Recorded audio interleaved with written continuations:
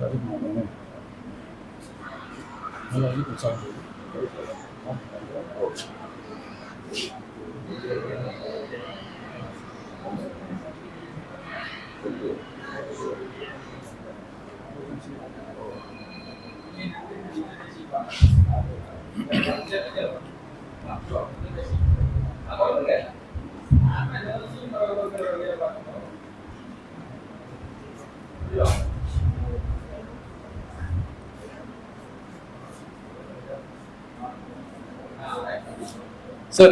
இந்த மேசைக்கு மடுக்கலாம் போல பிள்ளைல அந்த பின்னுக்கு இருக்கிறவங்க இதுக்கு இந்த மேசைக்கு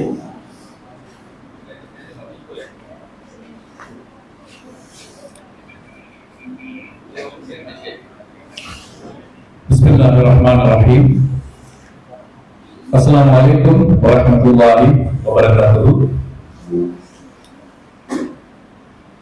எமது பேராவூர் சவுக்கடி பிரதேசத்திலே அமைந்திருக்கக்கூடிய கிழக்கு புற்றுநோயாளர் பராமரிப்பு நிலையத்தினால் பல தேசிய ரீதியிலான மனிதாபிமான சேவைகள் நடைபெற்று வருவது நீங்கள் அனைவரும் அறிந்த விடயம்.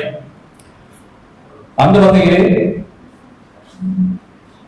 இன்னும் சொற்ப காலத்தில் எமது கிழக்கு புற்றுநோயாளர் பராமரிப்பு நிலையத்திலே அதனை அண்மித்ததாக எஸ்கா மெடிக்கல் வில்லேஜ் என்ற ஒரு மாபெரும் ஒரு திட்டம் ஆரம்பிக்கப்பட்டிருக்கின்றது. அந்த திட்டத்தின் ஒரு அங்கமாக இப்போது எஸ்கா அகாடமி என்று சொல்லப்படுகின்ற ஒரு கல்வி நிறுவனம் ஆரம்பிக்கப்பட்டிருக்கின்றது. இந்த எஸ்கா அகாடமி என்று சொல்லப்படுகின்ற கல்வி நிறுவனத்தினூடாக கல்வி பொதுத்தராதர, சாதாரணதர மற்றும் உயர்தர பரீட்சைகளில் தோற்றிய மாணவர்களுக்கான வொகேஷனல் ட்ரைனிங் கோர்சஸ், அதாவது தொழிற்பயிற்சி கற்கநெறிகளை வழங்கும் ஒரு திட்டம் ஆரம்பிக்கப்பட்டிருக்கின்றது.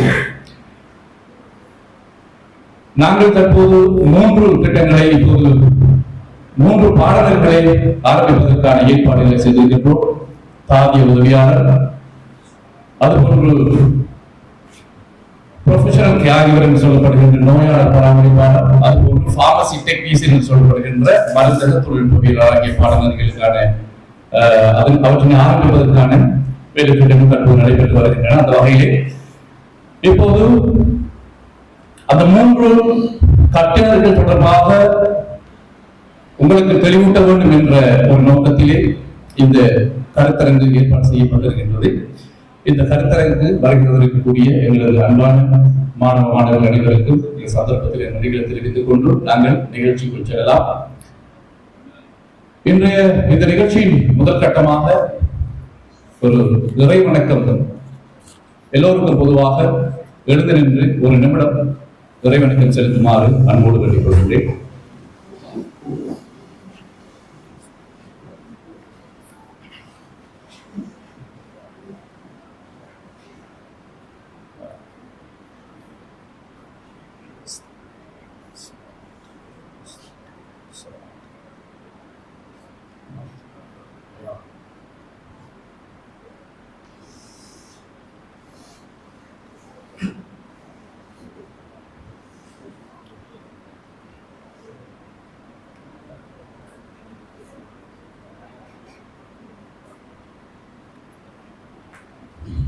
நன்றி.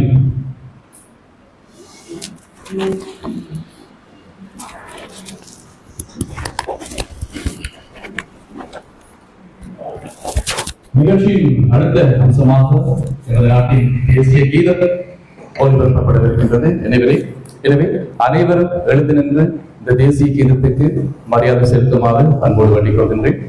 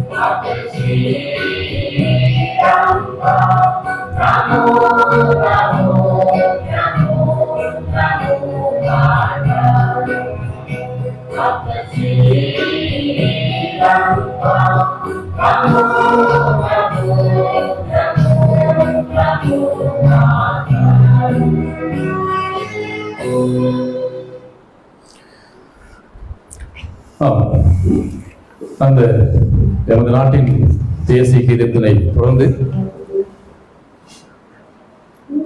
இந்த நிகழ்ச்சியிலே பங்கு பெற்று இருக்கின்ற எங்களது மாணவ மாணவிகள், அதுபோன்று பலவாளர்கள், அதுபோன்ற அதிதிகளை வரவேற்கும் முகமாக வரவேற்புரையை நிகழ்த்துவதற்காக எங்களது ஏறாவூரின் பதியுதீன் மஹமூத் பாடசாலையின் முன்னாள் அதிபரும், அதுபோன்று எங்களது இந்த கிழக்கு புற்றுநோயால் பராமரிப்பு நிலையத்திலே ஆரம்ப காலம் தொட்டு இன்று வரையில் அளப்பரிய பங்களிப்புகளை செய்து இந்த எஸ்காவின் வளர்ச்சியிலே மிகப்பெரிய பங்கினை கொண்டிருக்கக்கூடிய எங்களது மதிப்புக்குரிய அதிபர் அல்ஹாஜ் MM ஜலால்தீன் சார் அவர்களை இந்த மேடைக்கு அழைக்கின்றேன்.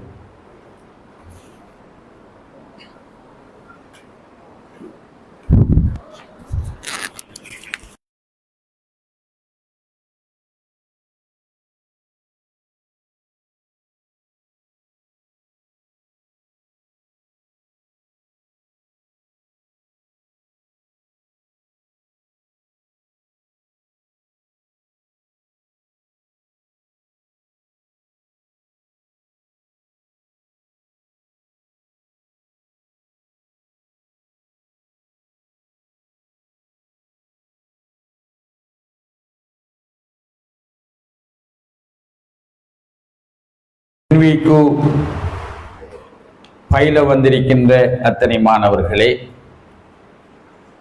இதை சிறப்பாக நடத்துவதற்காக தெரிவு செய்யப்பட்ட எங்களது நர்ஸ் விரிவுரையாளர்களே, இது அத்தனையும் ஒழுங்குபடுத்தி தேசியத்திலே ஒரு முன்னணியிலே வைப்பதற்காக எங்களுடன் இணைந்திருக்கின்ற ஒரு தேசிய என்விக்கு அமைப்பாளர் என்று சொல்லக்கூடிய முஜிபுர் ரஹ்மான் சார் அவர்களே, இது மொத்தத்தையும் ஒழுங்குபடுத்தி சீர்படுத்தி இந்த முகாமைத்துவத்தை சேர்த்து வைத்திருக்கின்ற எங்களது நிறுவனத்தின் முகாமையாளர் நூஹ் பாஜார் அவர்களே, எங்களது போர்ட் ஆஃப் டைரக்டர்களே, எங்களது ஊடகவியலாளர்களே, உங்கள் அனைவருக்கும் எனது இனிய வந்தனங்கள் உரித்தாகட்டும். இந்த நிகழ்வுக்கு உங்களை ஒழுங்குபடுத்திய எங்களது NVQ அகாடமியின் நிர்வாக உத்தியோகத்தர்களுக்கு நான் முதல்கண் நன்றி செலுத்த வேண்டும்.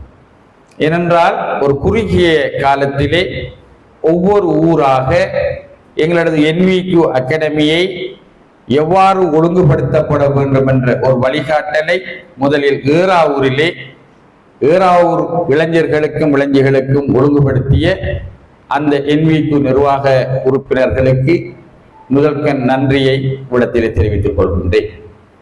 அன்பான மாணவியர்களே, இந்த ISKA நிறுவனம் ஒரு சாதாரணமான ஒரு நிறுவனம் அல்ல.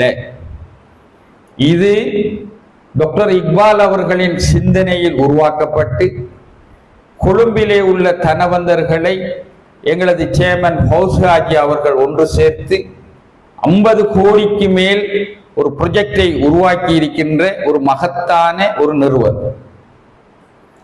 இந்த நிறுவனத்திலே பயன்பெற வேண்டியவர்கள் பல்வேறு வகைப்பட்டவர்கள் இருக்கின்றார்கள். இதனுடைய பிரதானமான நோக்கம் புற்றுநோயால் பாதிக்கப்பட்ட மக்களுக்கான ஒரு நிவாரண நிலையம். அது பிரதானமானதாகும். அது இன்று நாளாந்தம் 50க்கும் 60 பேருக்கும் மேற்பட்ட மக்கள் இன மொழி அற்று மத பேதமற்று பயன்பெற்றுக் கொண்டிருக்கின்றார்கள். அது சிறப்பாக இன்று நடைபெற்றுக் கொண்டிருக்கின்றது. இதன் அடுத்த கட்ட வளர்ச்சிக்காக, தேசியத்துக்காக எம்முடைய ஊரிலே அல்லது நாட்டிலே இருக்கிற தனவந்தர்கள் அடுத்த பங்களிப்பை செய்திருக்கின்றார்கள். அடுத்த பங்களிப்பு தான் ஒரு மெடிக்கல் வில்லேஜ் ஒன்றை உருவாக்குவதற்காக 6 கோடி ரூபாயிலே 8 ஏக்கர் நிலத்தை வாங்கி அதற்கான 16 கோடி ரூபாய் செலவிலே கட்டிட வசதிகளுக்கான திட்டங்கள் வரையப்பட்டு வேலைகள் ஆரம்பிக்கப்பட்டு கொண்டிருக்கின்றன. இது அத்தனையும் யாருக்காக? இந்த செயற்பாடுகள் அத்தனையும் சமூகத்துக்காக. எந்த தனிநபருக்கான வருமான தொழில் அல்ல. நல்ல தெளிவாக விளங்கிக் கொள்ளவர். இதிலே நோயாளிகளுக்கு ஒரு பகுதியை நாங்கள் ஆரம்பித்து செய்து கொண்டிருக்கின்றோம். இளைஞர்களுக்கு என்ன செய்வது என்ற சமூக சிந்தனையை எங்களது சேர்மன் ஹவுஸ்ஹாஜி அவர்கள் உருவாக்கினார்கள். இளைஞர்களின் தொழில் தகமையை எவ்வாறு உருவாக்குவது? அவர்களுக்கு எல்லா கெட்டிக்காரர்களுக்கும் பல்கலைக்கழகம் கிடைக்கும் அல்லது டீச்சிங் காலேஜ் கிடைக்கும், செல்வார்கள். எல்லாரும் அப்படி சென்றால் மிகுதிப்பட்டவர்களுக்கான தொழில் தகமை என்ன? அவர்களை எவ்வாறு தொழில் செய்வதற்கான சான்றிதழை உருவாக்கி ஒரு நிரந்தரமான வருமானத்தை உருவாக்கி அந்த குடும்பம் சிறப்பாக இருப்பதற்கு என்ன செய்யலாம் என்று எங்களுடைய சேர்மன் எங்களுடன் கலந்து ஆலோசித்தார். அந்த அடிப்படையிலே ஹவுஸ்ஹாஜி அவர்களின் சிந்தனையிலே ஒரு படிதான் இந்த NVQ சான்றிதழை, மருத்துவத்துடன் தொடர்பாக இருக்கின்ற இந்த சான்றிதழை கவனிப்பாரற்ற என்ன செய்ய முடியும்?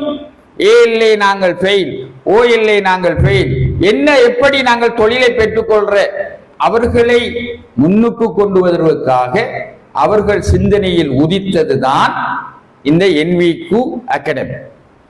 இந்த NVQ அகாடமியிலே நாங்கள் மருத்துவத்துக்கு ரிலேட்டிவான 3 கோர்ஸ்களை தெரிவு செய்திருக்கின்றோம். அந்த 3 கோர்ஸும் ஏஎல்ஏ நாங்கள் பூரண சித்தி அடையாவிட்டாலும் ஒரு தொழிலுக்கான சான்றிதழ் பயிற்சியை NVQ அங்கீகாரத்துக்குரிய சிலபஸை அழகாக படிப்பித்து அவர்களை தொழில் சான்றிதழ் பெற்ற ஒருவராக ஒரு 1 இயரிலே ஒரு வருடத்துக்கு இடையிலே தகமை உடையவர்களாக, தொழிலுக்கு தகமை உடையவர்களாக இந்த சமூகத்துக்கு ஒப்படைத்தது மூலம் வருடாந்தம் ஒரு 100 பேரையாவது நாங்கள் சமூகத்துக்கு தொழில் தகமை உடையவர்களாக சேர்த்தால் அது எங்களது தனவந்தர்களினதும் எங்களது நன்கொடையாளர்களினதும் ஆகிரத்துக்கான ஒரு பணியாகவே நாங்கள் இதை மேற்கொள்கின்றோம். ஆகிரம் என்றால் மரணம் அடைந்ததும் போதும் இத்தனை குடும்பங்களை தொழில் ரீதியாக நாங்கள் வாழ வைத்திருக்கின்றோம். இளைஞர்களை வேற வேற பக்கம் திசை திருப்புவதை விட்டும் ஒரு பகுதி நேரையாவது நாங்கள் காப்பாற்றிருக்கின்றோம் என்ற ஒரு மன அமைதிக்காக எங்களது தனவந்தர்கள் கொடையாளர்கள் எங்களுக்கு உதவி செய்து தரமான வகுப்பறை கட்டிடங்கள் லெக்சர் பெஸ்ட் லெக்சர் ஹாலை நாங்கள் 3 ஹாலை இங்கே இருக்கிறோம். தளபாட வசதி இருக்கின்றது. உங்களுக்கு தெரியும், எங்களுக்கு நிஸ்ரானம் முசாதிக்கும்ங்கிற பிஎஸ்சி நர்ஸ் ஆபீசர்ஸ் இருக்கிறாங்க. பெர்மனண்டா பெஸ்ட் கிளாஸ் அவங்க மேக்சிமம் எங்களுக்கான விரிவுரைகளை தரமான குவாலிட்டியான ஒரு நர்ஸாக அசிஸ்டன்ட் நர்ஸாக உருவாக்குவதற்கு எங்களுடன் இணைந்திருக்கின்றார்கள். அவர்களை இந்த இடத்திலே நாங்கள் கௌரவமாக விழிப்பதில் சந்தோஷம் அடைகின்றோம்.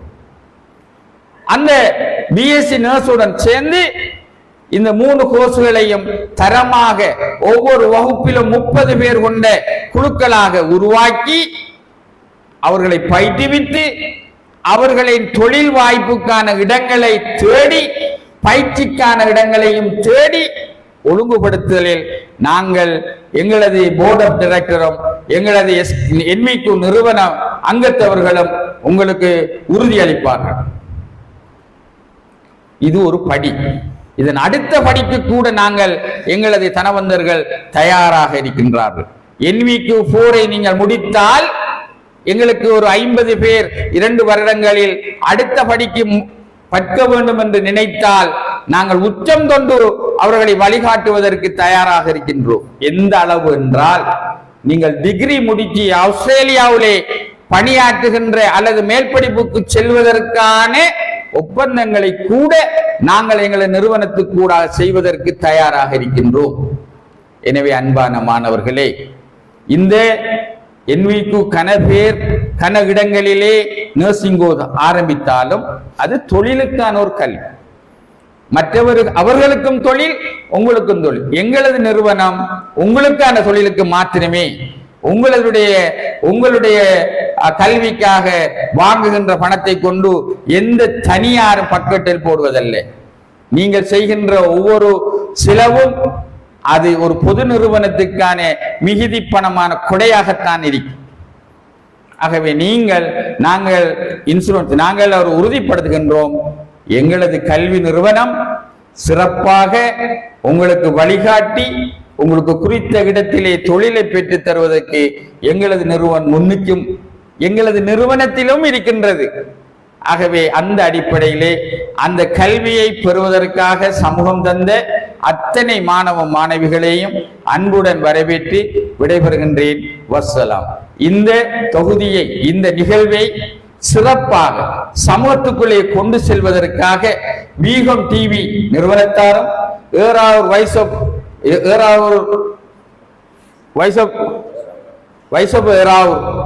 அவர்களும் முன் வந்திருக்கிறார்கள். அவர்கள் இந்த சிறப்பான பணி சிறப்பாக அமைவதற்கு எல்லாம் வல்ல அல்லாஹ் உதவி செய்ய வேண்டும் என்று கூறி விடைபெறுகின்றேன். வஸ்ஸலாம்.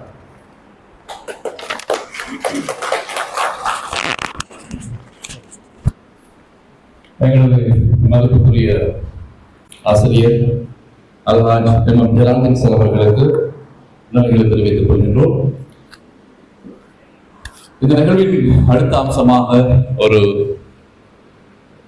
இந்த நிகழ்ச்சியை எதற்காக நாங்கள் ஏற்பாடு செய்தோமோ அந்த பங்களிப்பு நாங்கள் செலவழிக்கின்றோம். எங்களது இந்த எஸ்கா அகாடமியினால் ஆரம்பிக்கப்பட்டிருக்கக்கூடிய இந்த கட்டிடங்கள் தொடர்பாகவும் அதனது பெருமதி தொடர்பாகவும் எதிர்காலத்தில் இந்த கற்கை நெறிகளை முடித்துக் கொண்டதன் பின்னர் அதன் மூலம் கிடைக்கக்கூடிய அந்த பெருமதிமிக்க என்பிக்கு சான்றிதழ் தொடர்பாக உங்களுக்கு பூர்ண விளக்கம் அளிப்பதற்காக இந்த சந்தர்ப்பத்திலே நான் அழைக்கின்றேன். எங்களது எஸ்கா அகாடமியினுடைய அகாடமி கோஆர்டினேட்டர், அதுபோன்று முன்னாள் மாவனல்ல இன்சைட் டெக்னிக்கல் காலேஜினுடைய முன்னாள் முகாமையாளர், அதுபோன்று ஸ்கில் எஜுகேஷன் சிஸ்டம் அதற்கான ஒரு இலங்கை மிக பிரசித்தி வாய்ந்த ஒரு resource person mister Mujibur Rahman sir அவர்களை இந்த சந்தர்ப்பத்தில் அழைக்கின்றேன்.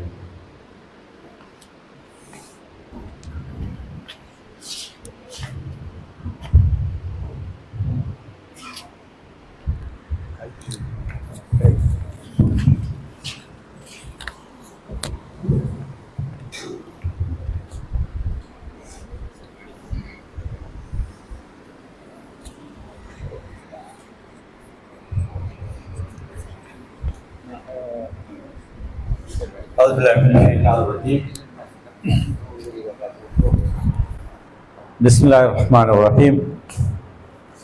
Alhamdulillahi Rabbil Alamin. Assalatu wassalamu ala Rasulil Amin. Sayyidina Muhammadin wa ala alihi wa sahbihi wa man tabi'ahum bi ihsani ila yawmiddin. Rabbi shrah li sadri wa yassir li amri wahlul 'uqdatan min lisani yafqahu qawli.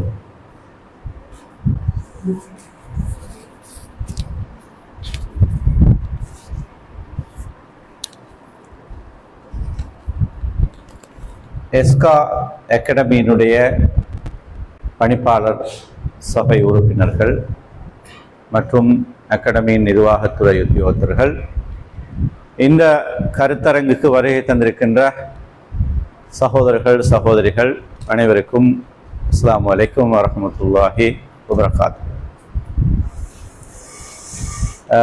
குறிப்பாக எனக்கு மேடை பேச்சில் ஒரு இடத்திலிருந்து பேச போனால் பேச்சு வராது.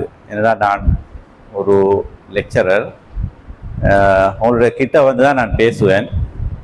எனவே அது உங்களுக்கு சங்கடமாக இருந்தால் மன்னிச்சுக்கொள்ளணும். அந்த வகையில்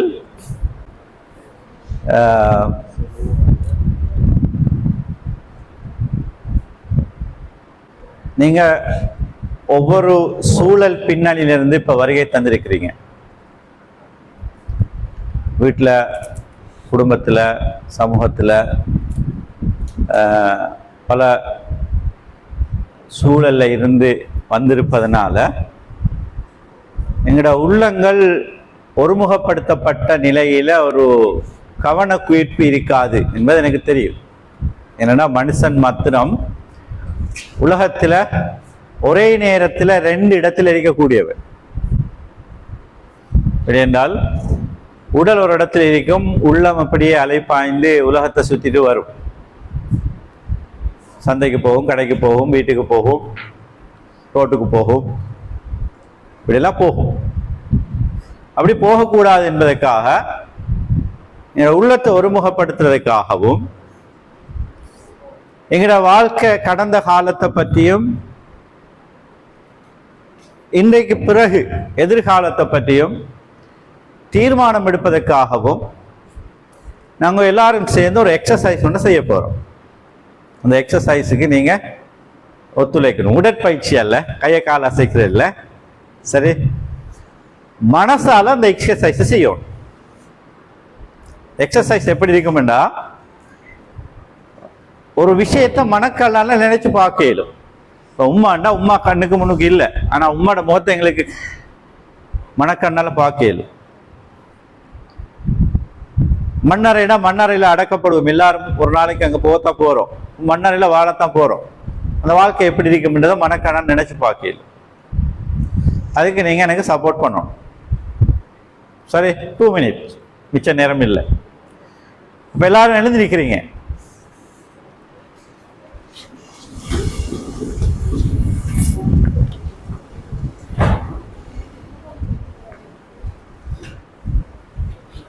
இந்த எக்ஸசைஸுக்கு ஒரு சக்தி ஒன்று தேவை. அந்த சக்தி என்னன்னா, மூளைக்கு சக்தி எதுண்டா, எங்களோட உடம்புக்கு உணவு சக்தியை கொடுக்குற மாதிரி மூளைக்கு சக்தியை கொடுக்கறது ஆக்சிஜன். ஆக்சிஜன் கொஞ்சம் கூடுதலா போகுமா இருந்தா மூளை என்ன செய்யும்னா, உற்சாகம் அடையும், ரீஃப்ரெஷ் ஆகும். ஒரு கூல் ட்ரிங்க் ஒன்று குடிச்சா எப்படி உடம்பு ரீஃப்ரெஷ் ஆகுமோ அது மாதிரி ரீஃப்ரெஷ் ஆகும். அப்போ க்ளோஸ் யுவர் ஐஸ், கண்களை மூடிக்கொள்ளுங்க. அரைக்கண், கால் கண், முக்கால் கண்லாம் விதிக்கப்படா, உண்மையா கண்களை மூடிக்கொள்ளணும்.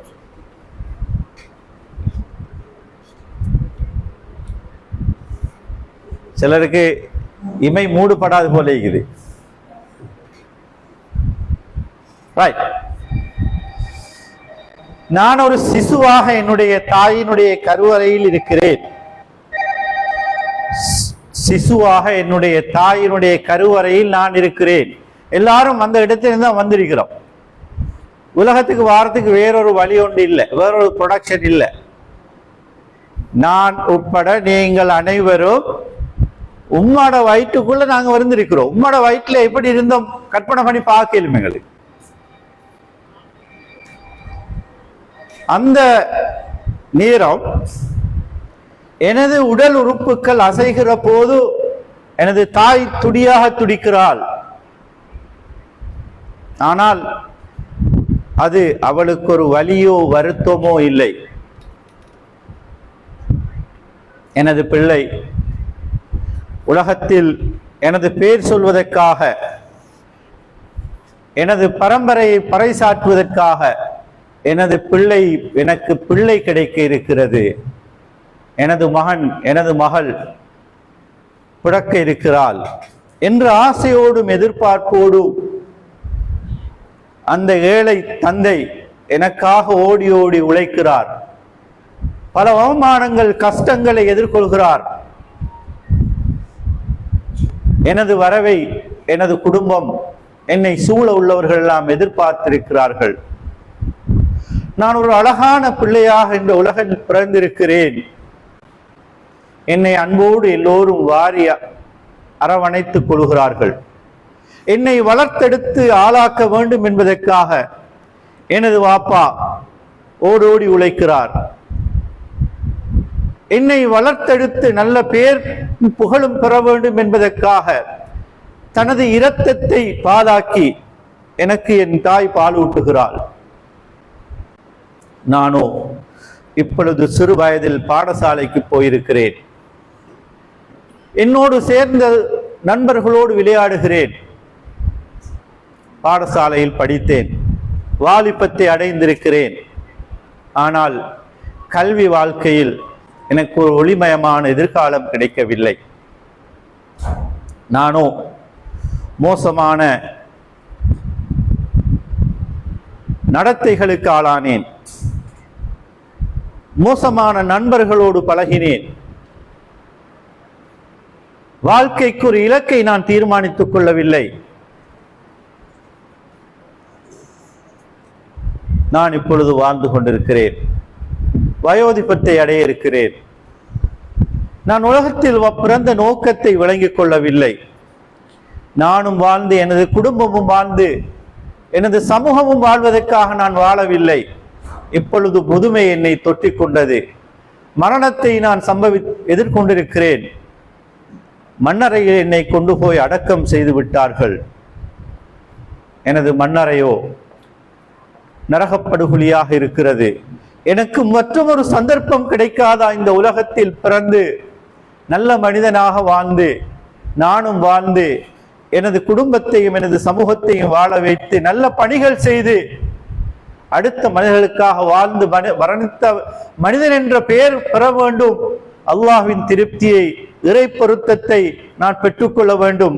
அதன் மூலமாக என் கண்முன்னே தெரிகின்ற இந்த சுவர்க்கம் எனக்கு பரிசாக கிடைக்க வேண்டும் என்று ஆசைப்படுகிறேன். ஆனால் அதற்கான சந்தர்ப்பம் எனக்கு இப்போது இல்லை. நான் தீர்மானம் எடுத்திருக்கிறேன். இன்று அந்த தீர்மானத்தை எடுத்திருக்கிறேன். எனது வாழ்க்கைக்கு ஒரு இலக்கை நான் தீர்மானித்துக் கொள்ளப் போகிறேன். படிக்கப் போகிறேன். ஒரு தொழில் வாழ்க்கையை தொடரப் போகிறேன். அதன் மூலமாக எனது அறிவை மேம்படுத்த போகிறேன். அதன் மூலமாக எனக்கு வருமானம் கிடைக்கப் போகிறது. குடும்பத்தில் எனக்கு கௌரவம் கிடைக்கிறது, மரியாதை கிடைக்கிறது. என்னை ஊரில் உள்ள எல்லோரும் என்னோடு உறவு கொள்ள வேண்டும், என்னோடு நட்பு பாராட்ட வேண்டும் என்று எல்லோரும் ஆசைப்படுகிறார்கள். நானும் வாழ்கிறேன். அடுத்தவர்களையும் வாழ வைக்கிறேன். சமூக பணிகளை செய்கிறேன். இறை திருப்திக்காக வாழுகிறேன். என்னையும் முதுமை தொற்றிக் கொண்டது. நான் அந்த மன்னரையை சந்தித்திருக்கிறேன். அல்லாஹுவை திருப்தியோடு சுவர்க்கம் கிடைக்கும் என்ற எதிர்பார்ப்போடு நான் இந்த உலகத்தை விட்டு போயிருக்கிறேன். நான் பிறக்கும் போது அழுது கொண்டு பிறந்தேன். ஆனால் இறக்கும் போது சிரித்து கொண்டு அழுகிறேன். ஏனென்றால் எனது வாழ்க்கையை நான் விளங்கியிருக்கிறேன், எனது வாழ்க்கைக்கு ஒரு இலக்கை தீர்மானித்திருக்கிறேன், அந்த இலக்கை மையப்படுத்தி வாழ்ந்து கொண்டிருக்கிறேன், அடுத்தவர்களையும் வாழ வைத்திருக்கிறேன். அல்ஹம்துலில்லாஹ்.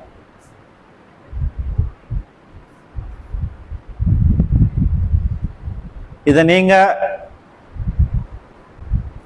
இது யதார்த்தம், இது கற்பனை அல்ல. நான் இப்பொழுது உங்களோடு பகிர்ந்து கொண்ட எந்த ஒரு விஷயமும் யதார்த்தம். உலகத்தில் நான் இன்னைக்கு எப்படி வாழ்றேன், நாளை என்பது நாளை அல்ல, இன்றுதான் நாளை. இன்றைக்கு நான் எப்படி வாழ்றேன் என்பதுதான் நாளை எனது எதிர்காலத்தை தீர்மானிக்க போகிறது. எனவே எதிர்காலம் ஒரு நாளும் என்னை ஏமாற்றாது. நான் தான் எதிர்காலத்தை ஏமாற்றிக் கொள்வேன். எப்படி? இன்றைக்கு நான் எப்படி இருக்கிறேன் என்பதுதான் நாளை எனதுடைய வாழ்க்கை. எனவே நாங்கள் எல்லாம் தீர்மானம் எடுக்கிறோம். இந்த எஸ்கா அகாடமியில நான் பாடசாலை கல்வி கூடாக ஒரு தொழில் வாழ்க்கைக்கும் ஒரு பிரைட் ஃபியூச்சருக்கும் ட்ரை பண்ணினேன். அது கை கொடுக்கல. இப்ப எனக்கு இன்னொரு சந்தர்ப்பம் கிடைத்திருக்கிறது, ஒரு வாசல் திறந்திருக்கிறது.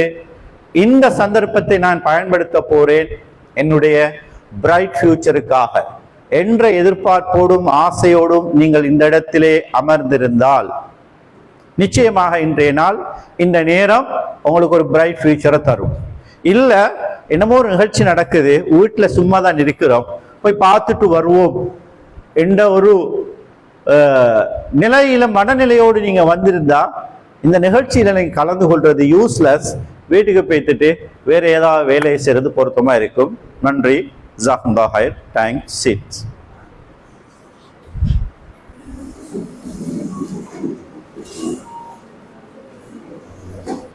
அப்ப கண்டிஷன், இந்த நிகழ்ச்சி முடியும் வரைக்கும் உங்களோட போன் எல்லாம் ஆஃப் பண்ணிக்கொள்ளணும்.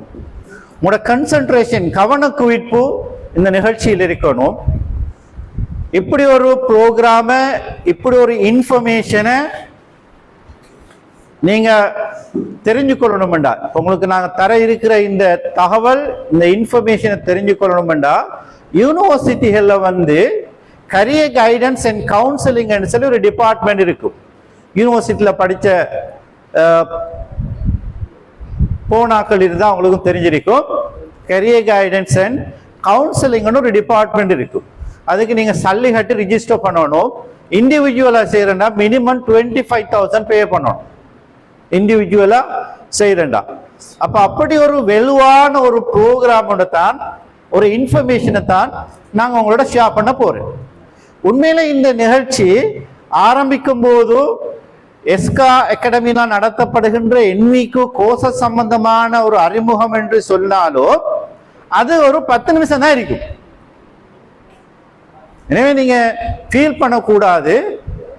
இங்க நடக்க போற ஒரு ப்ராஜெக்ட், ஒரு ப்ரோக்ராம் உங்களுக்கு அறிமுகப்படுத்துறது எங்களை வர சொல்லிக்கிறாங்க. நான் அப்படி பார்க்கல. இது எனக்கு கிடைச்ச அமானிதம். இதை நான் இந்த நாட்டில் வாழுகின்ற இளைஞர்கள், யுவதிகளுக்கு ஷேர் பண்ணாட்டி, அவங்களை இதுக்கு கைட் பண்ணாட்டி, குற்றவாளியாக நாளை மறுமையில் நான் நிறுத்தப்படுவேன் என்பதை நான் உறுதியா நம்புறேன். அப்படி என்று இருந்தால் நீங்க விலகிக் கொள்ளணும். நீங்க இங்க நடக்க போற இந்த ப்ரோக்ராம்ல ஜாயிண்ட் ஆகலும் ஜாயிண்ட் ஆகாம போகலாம், அது வேற விஷயம். அது உங்களோட சுதந்திரத்தோடும் உங்களோட விருப்பத்தோடும் சம்பந்தப்பட்டது. ஆனா சொல்லப்பட இருக்கிற இன்ஃபர்மேஷன் உங்களுக்கும் உங்களோட சகோதரர்களுக்கும் உங்களோட எதிர்கால சந்ததிகளுக்கும் உரியது. அப்ப வெரி வெரி வேல்யூபிளான ஒரு இன்ஃபர்மேஷனை தான் இப்ப நான் உங்களோட ஷேர் பண்ண போறேன். ரைட். அந்த வகையில் நாங்கள் முதலாவது பார்ப்போம்.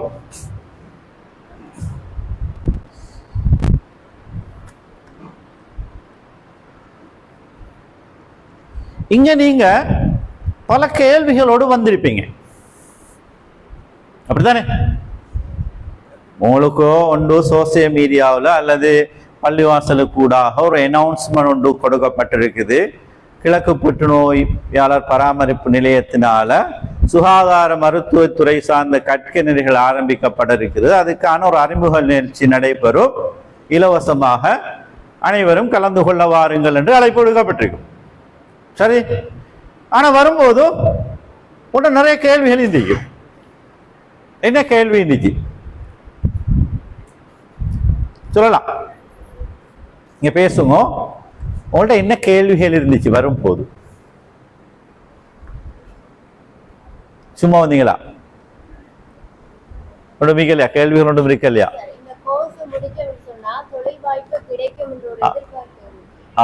இந்த கோர்ஸ் முடிச்சா தொழில் வாய்ப்பு கிடைக்குமான ஒரு கேள்வி. சரி, ரைட்.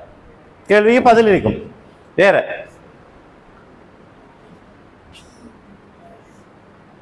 ஒன்றுமே இல்லையா?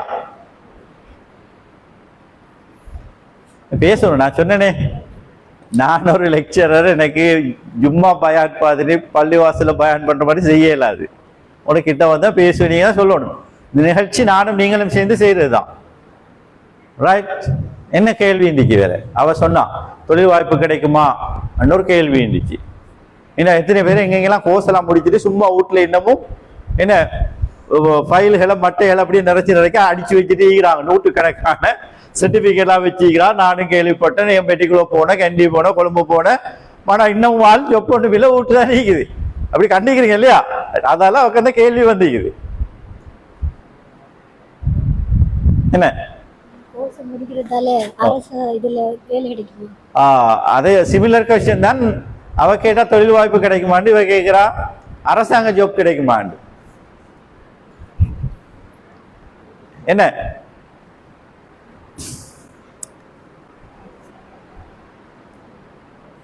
சரி, கோர்ஸுக்கு ஃபீ இருக்குமா இல்லையான்னு கேள்வி ஒன்று இல்லையா? இருந்துச்சு தானே? இருந்துச்சு. அப்ப ஏன் கேட்கல நீங்க? கோர்ஸ் எவ்வளவு காலமா இருக்கும்னு கேள்வி இருக்கலையா? இருந்துச்சு தானே? ரைட். பாய்ஸுக்கு மட்டும் தனியா நடக்குமா, கேர்ள்ஸுக்கு மட்டும் தனியா நடக்குமா, அல்லது மிக்ஸ் பண்ணி நடக்குமா?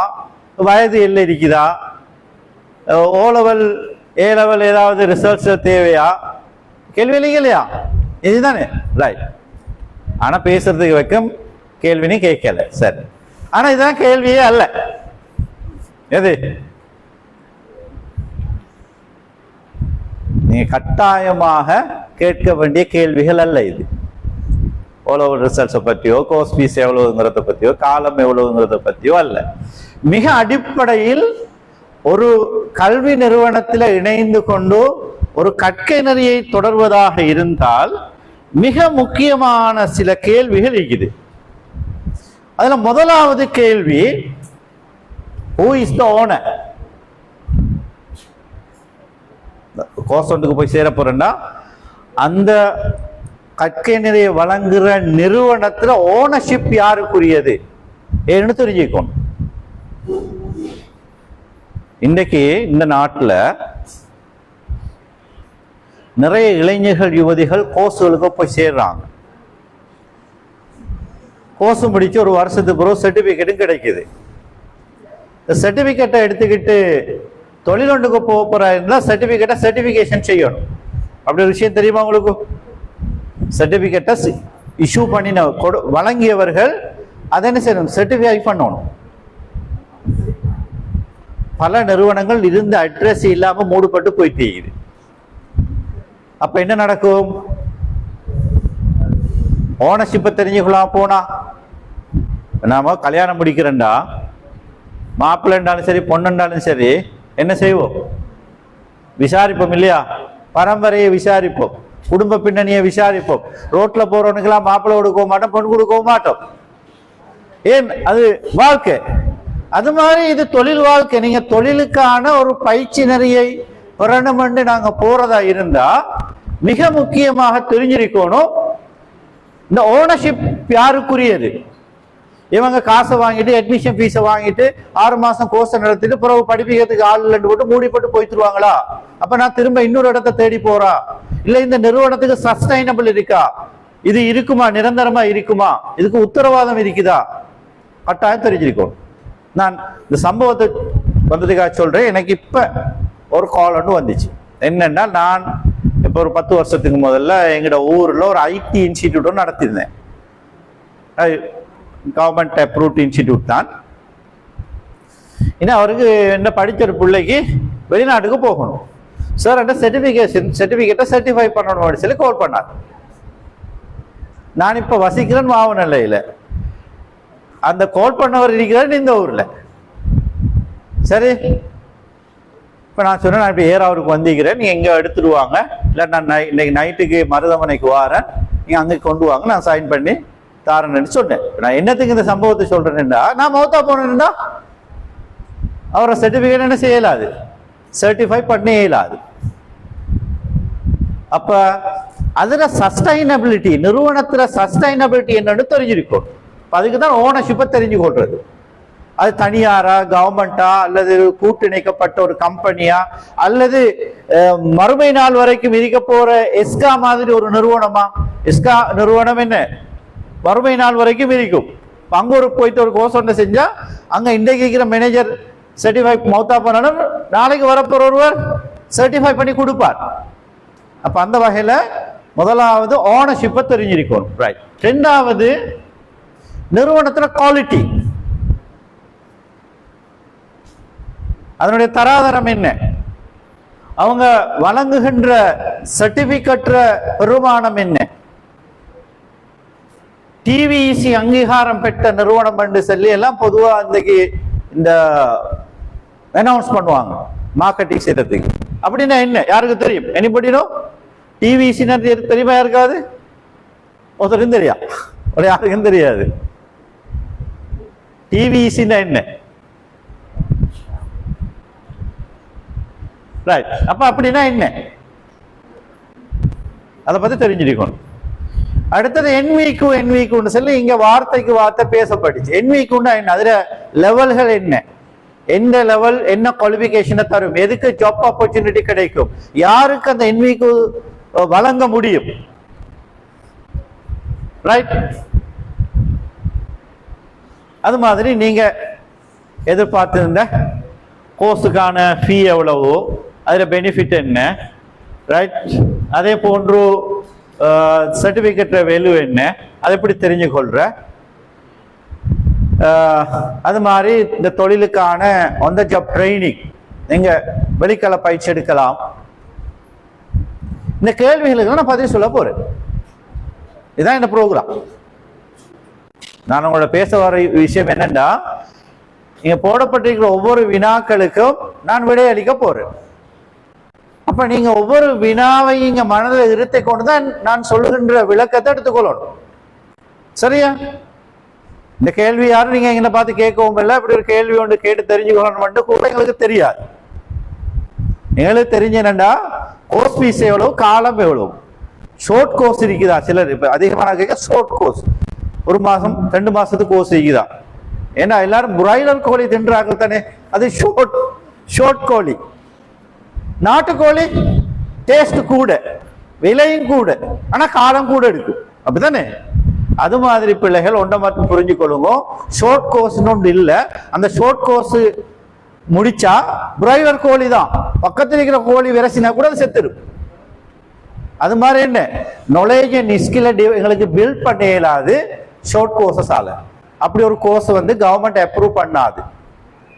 ரைட். அதனால எந்த ஒரு கோர்ஸா இருந்தாலும் குறைந்தது 1 வருட காலமா இருக்கணும். அப்பதான் அந்த கோர்ஸுக்கு தேவையான நாலேஜும் ஸ்கில்லும் கிடைக்கும். ரைட். அந்த வகையில் நான் இந்த வினாக்களுக்கெல்லாம் விடையளிக்க போறேன். முதலாவது வினாவுக்கு வருவோம். Who is the owner? இப்ப நீங்க வந்திருக்கிற இந்த நிறுவனம், இந்த கிழக்கு புற்றுநோயாளர் பராமரிப்பு நிறுவனம் யாருக்கு சொந்தமானது? யாருக்கா தெரியுமா? யாருக்கு சொந்தமானது?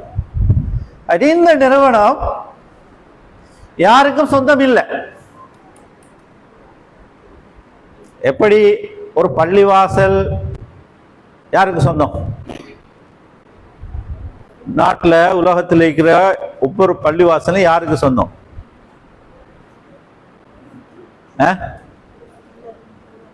யாருக்கு சொந்தம்?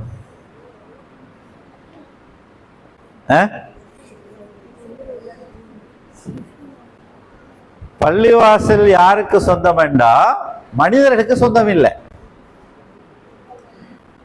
பள்ளிவாசல் படைச்ச ரப்புக்கு தான் சொந்தம். மனிதருக்கு சொந்தம் பண்ணா நம்ம ஒரு வீட்டுக்கு போற நேரம் எங்களுக்கு ஒரு மனசுல ஒரு தர்ம சங்கடம் கிளம்ப வரும். ஒரு ஒரு வீட்டுக்கு போறேன் அப்படித்தானே, அது அறிமுகமான வீடு அறிமுகம் இல்லாத வீட்டு, பள்ளிவாசல போறோம் அது வாரம் இல்லை. காரணமே அது எல்லாருக்கும் சொந்தம், அது அல்லாஹ்வுக்கு சொந்தம். அது மாதிரி நீங்க வந்திருக்கிற இந்த கிழக்கு புற்று நோயாளர் பராமரிப்பு நிலையம் மெஸ்கா ஓன் பை ஆல்மைட்டி அல்லாஹ், அல்லாஹ்வுக்கு சொந்தமானது. சரியா? இத நிர்வகிக்கிறதுக்கு, இதை ஆபரேட் பண்றதுக்கு யாராச்சும் தேவையில்லையா? அல்லாஹ் வந்து ஆபரேட் பண்ண மாட்டானே, மனுஷர்கள் தேவை. ஏன்னா அந்த மனிதர்கள் தான் நீங்க இருக்கிற இந்த நிர்வாகத்தில் இருக்கிறார்கள். இன்னைக்கு இருக்கிறார்கள், நாளைக்கு மாறுவாங்க.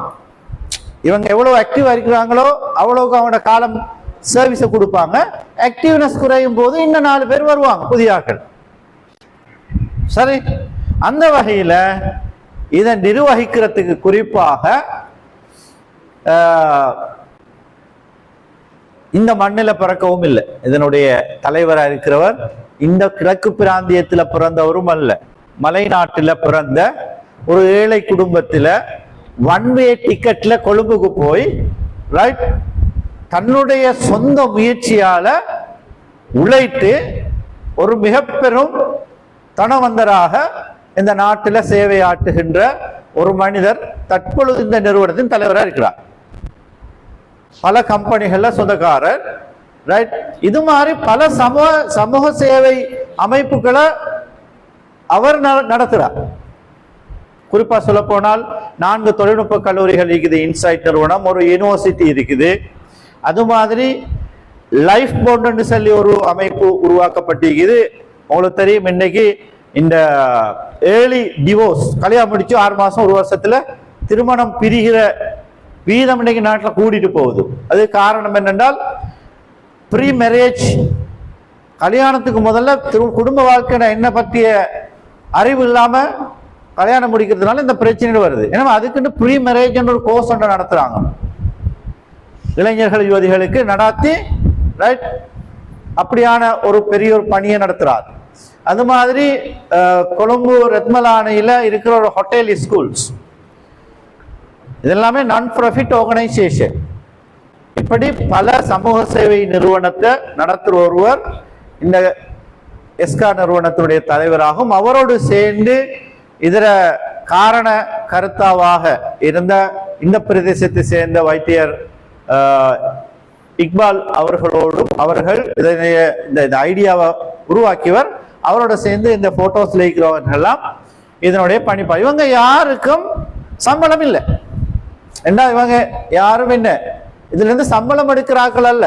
இங்க வேலை செய்கின்ற ஊழியர்களுக்கு சம்பளம் கிடைக்கும், ஆனால் இந்த பணிப்பாளர் சபையில் இருக்கிற யாருக்கும் சம்பளம் இல்லை. அப்ப அவங்களோட நேரம், அவருடைய பொருள், அவருடைய பணம், அவருடைய உடல் உழைப்பு அனைத்தையும் இந்த நாட்டு மக்களுடைய இன மத மொழி வேறுபாடு இல்லாம இந்த நாட்டு மக்களுக்காக தன்னுடைய ஆயுள அவர்கள் அர்ப்பணித்திருக்கிறார்கள். அந்த வகையில் இந்த சந்தர்ப்பத்தில் நீங்க எல்லோரும் அவர்களுக்காக துவா செய்து கொள்ளணும்.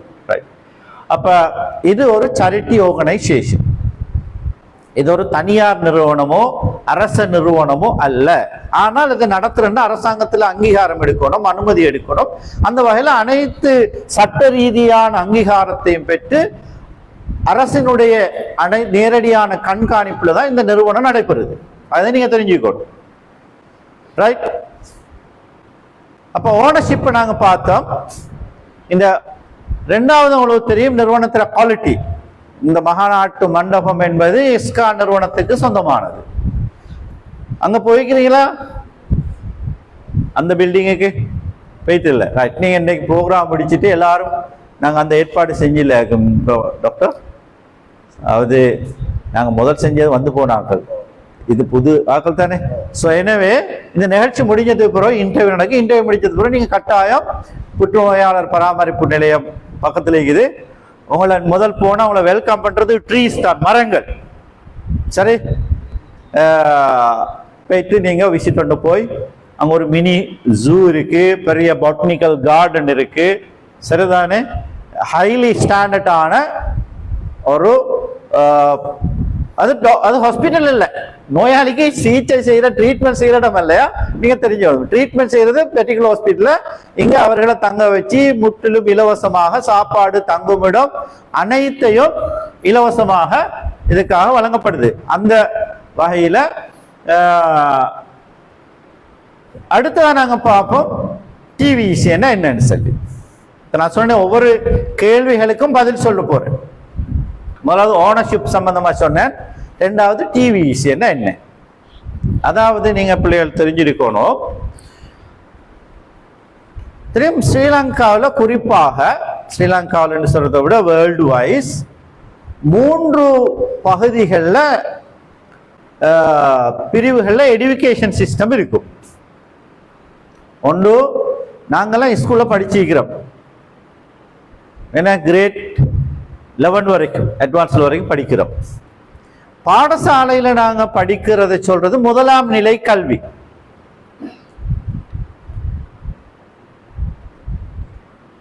ரெண்டாவது பாடசாலையிலிருந்து நாங்க வெளியேறி யூனிவர்சிட்டிக்கு போறத சொல்லுவோம் 2ஆம் நிலை கல்வி, ஹையர் எஜுகேஷன். பாடசாலைக்கு போய் பல்கலைக்கழகத்துக்கு கிடைக்கலன்னு சொன்னா அதுக்கு பிறகு நாங்க எந்த ஒரு கோர்ஸுக்கு போறதா இருந்தாலும், அது மொழி சார்ந்த கோர்ஸா இருக்கலாம். உங்களுக்கு தெரியும், இன்றைக்கு ஜப்பானீஸ் லாங்குவேஜ் படிக்கிறாங்க, கொரியன் லாங்குவேஜ் படிக்கிறாங்க. அந்த லாங்குவேஜ் படிக்கிறவங்களுக்கு ஜப்பானுக்கு கொரியாவுக்கு போறதுக்கு ஈஸியா விசா கிடைக்கும், தொழில் வாய்ப்பு கிடைக்கும். அப்ப லாங்குவேஜை படிக்கிறண்டாலும், அல்லது ஒரு தொழில்நுட்பத்துறை சார்ந்த ஒரு கோர்ஸ், வொகேஷனல் கோர்ஸ் ஒன்றை செய்யறதா இருந்தாலும், அல்லது ஸ்கில், அப்ப மொழிசார், தொழில்சார், திறன்சார், இந்த எந்த ஒரு கோர்ஸ் ஒன்றை நாங்க செய்வதா இருந்தாலும் அந்த கோர்ஸை வழங்குற நிறுவனம் இந்த 3ஆம் நிலை கல்வி ஆணைக்குழுல ரிஜிஸ்டர் பண்ணப்பட்டிருக்கும்.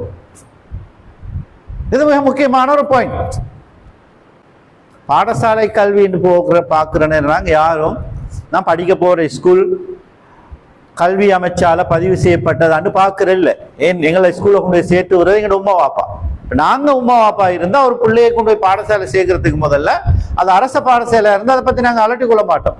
ஆனா இன்னைக்கு ஒரு மோகம் கொண்டு வளர்ந்து இது இன்டர்நேஷனல் ஸ்கூல், என் பிள்ளை இங்கிலீஷ் மீடியம் படிக்குது, இன்டர்நேஷனல் ஸ்கூல்ல படிக்கிறான், இந்த ஒரு ஒரு ப்ரௌட்ல பிள்ளைகளை கொண்டு இன்டர்நேஷனல் ஸ்கூல்ல சேர்க்கிறது இங்கிலீஷ் மீடியத்துக்கு. உங்களுக்கு தெரியுமா, இந்த நாட்டில் இருக்கிற international schools, English medium international ஸ்கூல்ல 3ல் 2 விதமான ஸ்கூல் வந்து கவர்மெண்ட் அப்ரூவ்ட் ஸ்கூல் அல்ல.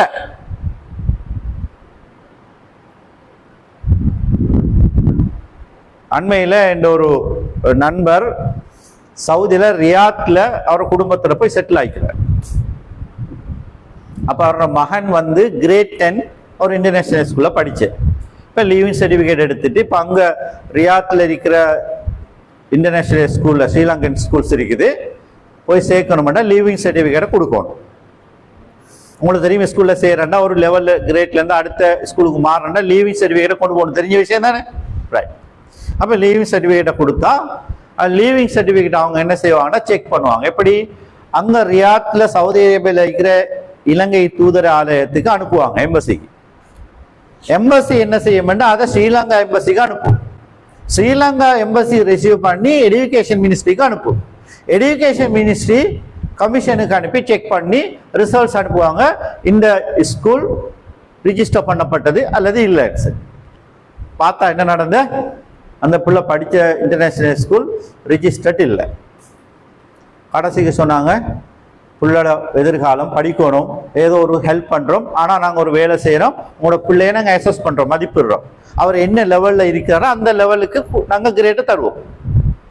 கடைசிக்கு என்ன நடந்துச்சுன்னா, புள்ள கிரேட் 10ல இருந்து 11க்கு போக வேண்டிய புள்ள கிரேட் 9க்கு போகணும். ஏன்னா அங்க ஸ்கூல் கொஞ்சம் ஹை, ஏன்னா அங்க படிக்கிற பிள்ளைகள சூழல், அவங்க பேசுற மொழி, அங்க இருக்கிற ஃபெசிலிட்டிஸ் எல்லாம் ஸ்ரீலங்கா இன்டர்நேஷனல் ஸ்கூலை விட ஹையா இருந்ததுனால அங்க உள்ள பிள்ளைகளோட கம்பேர் பண்றோம்னா அந்த பிள்ளை கிரேட் 9. வை? ஏன் கிரேட் 11 போக வேண்டிய பிள்ளை 9க்கு போனுச்சு?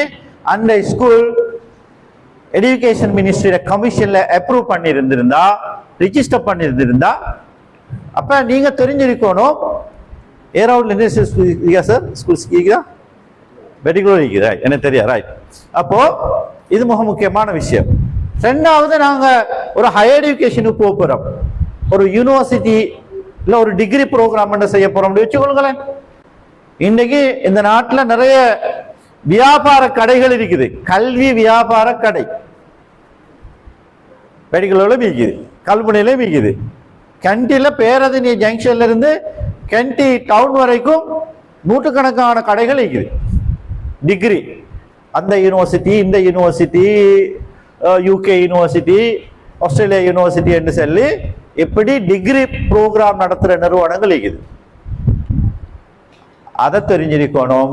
நாங்க ஃப்ரீயா படிச்சாலும் சரி, காசு கட்டி படிச்சாலும் சரி, இந்த university degree program UGC university grant கமிஷனால ரிஜிஸ்டர் பண்ணப்பட்டதான்னு தெரிஞ்சுக்கணும். அது நீங்க ஆன்லைன்ல போயிட்டு பார்க்கலாம். www.ugc.lk அடிச்சிங்கன்னா ஸ்ரீலங்காவில் இருக்கிற கவர்மெண்ட் யூனிவர்சிட்டி, பிரைவேட் யூனிவர்சிட்டி, அங்க என்னென்ன கோர்சஸ் இருக்குது, இதெல்லாம் யூஜிசியில அப்ரூவ் பண்ணப்பட்டதுன்னு இருக்கும். ரைட். ஃபாரின் யூனிவர்சிட்டி இருந்த கட்டாயம் தெரிஞ்சுக்கணும். காமன்வெல்த் கண்ட்ரினோடு இருக்குது, பொதுநலவாய நாடுகள்.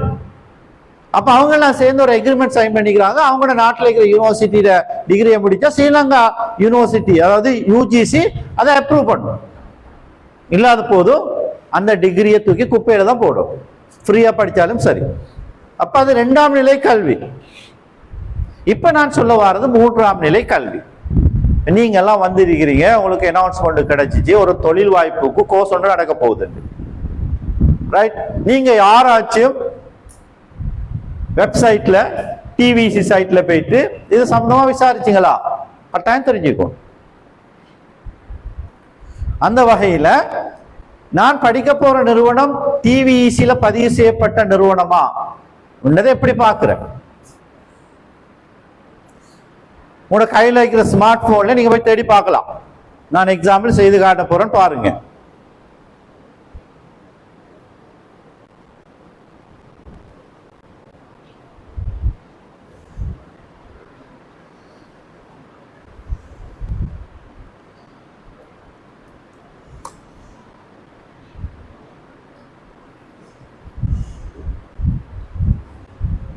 www.tvec.gov.lk இந்த வெப்சைட்டுக்கு போனீங்கன்னா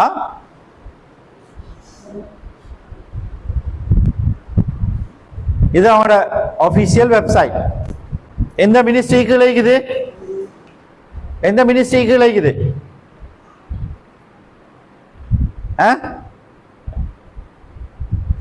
போட்டு பாருங்க. Tertiary Vocational Education Commission in the Ministry, Ministry of Education, Higher Education and Vocational Education. யார் அந்த மினிஸ்டர்? யார் எஜுகேஷன் மினிஸ்டர்?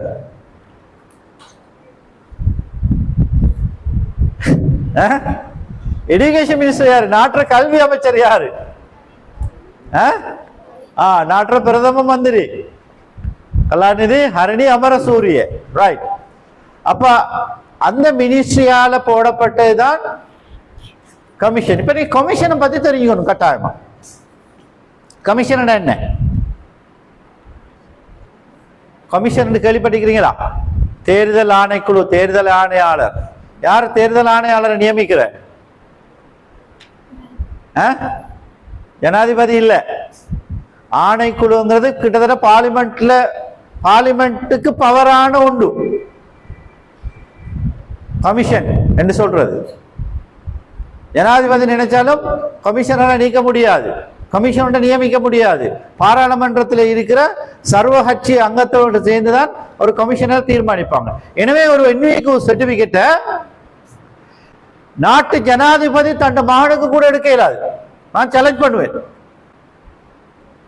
அவ்வளவு பெருமதியான ஒரு சப்ஜெக்ட் தான் நீங்க வந்திருக்கிறீங்க.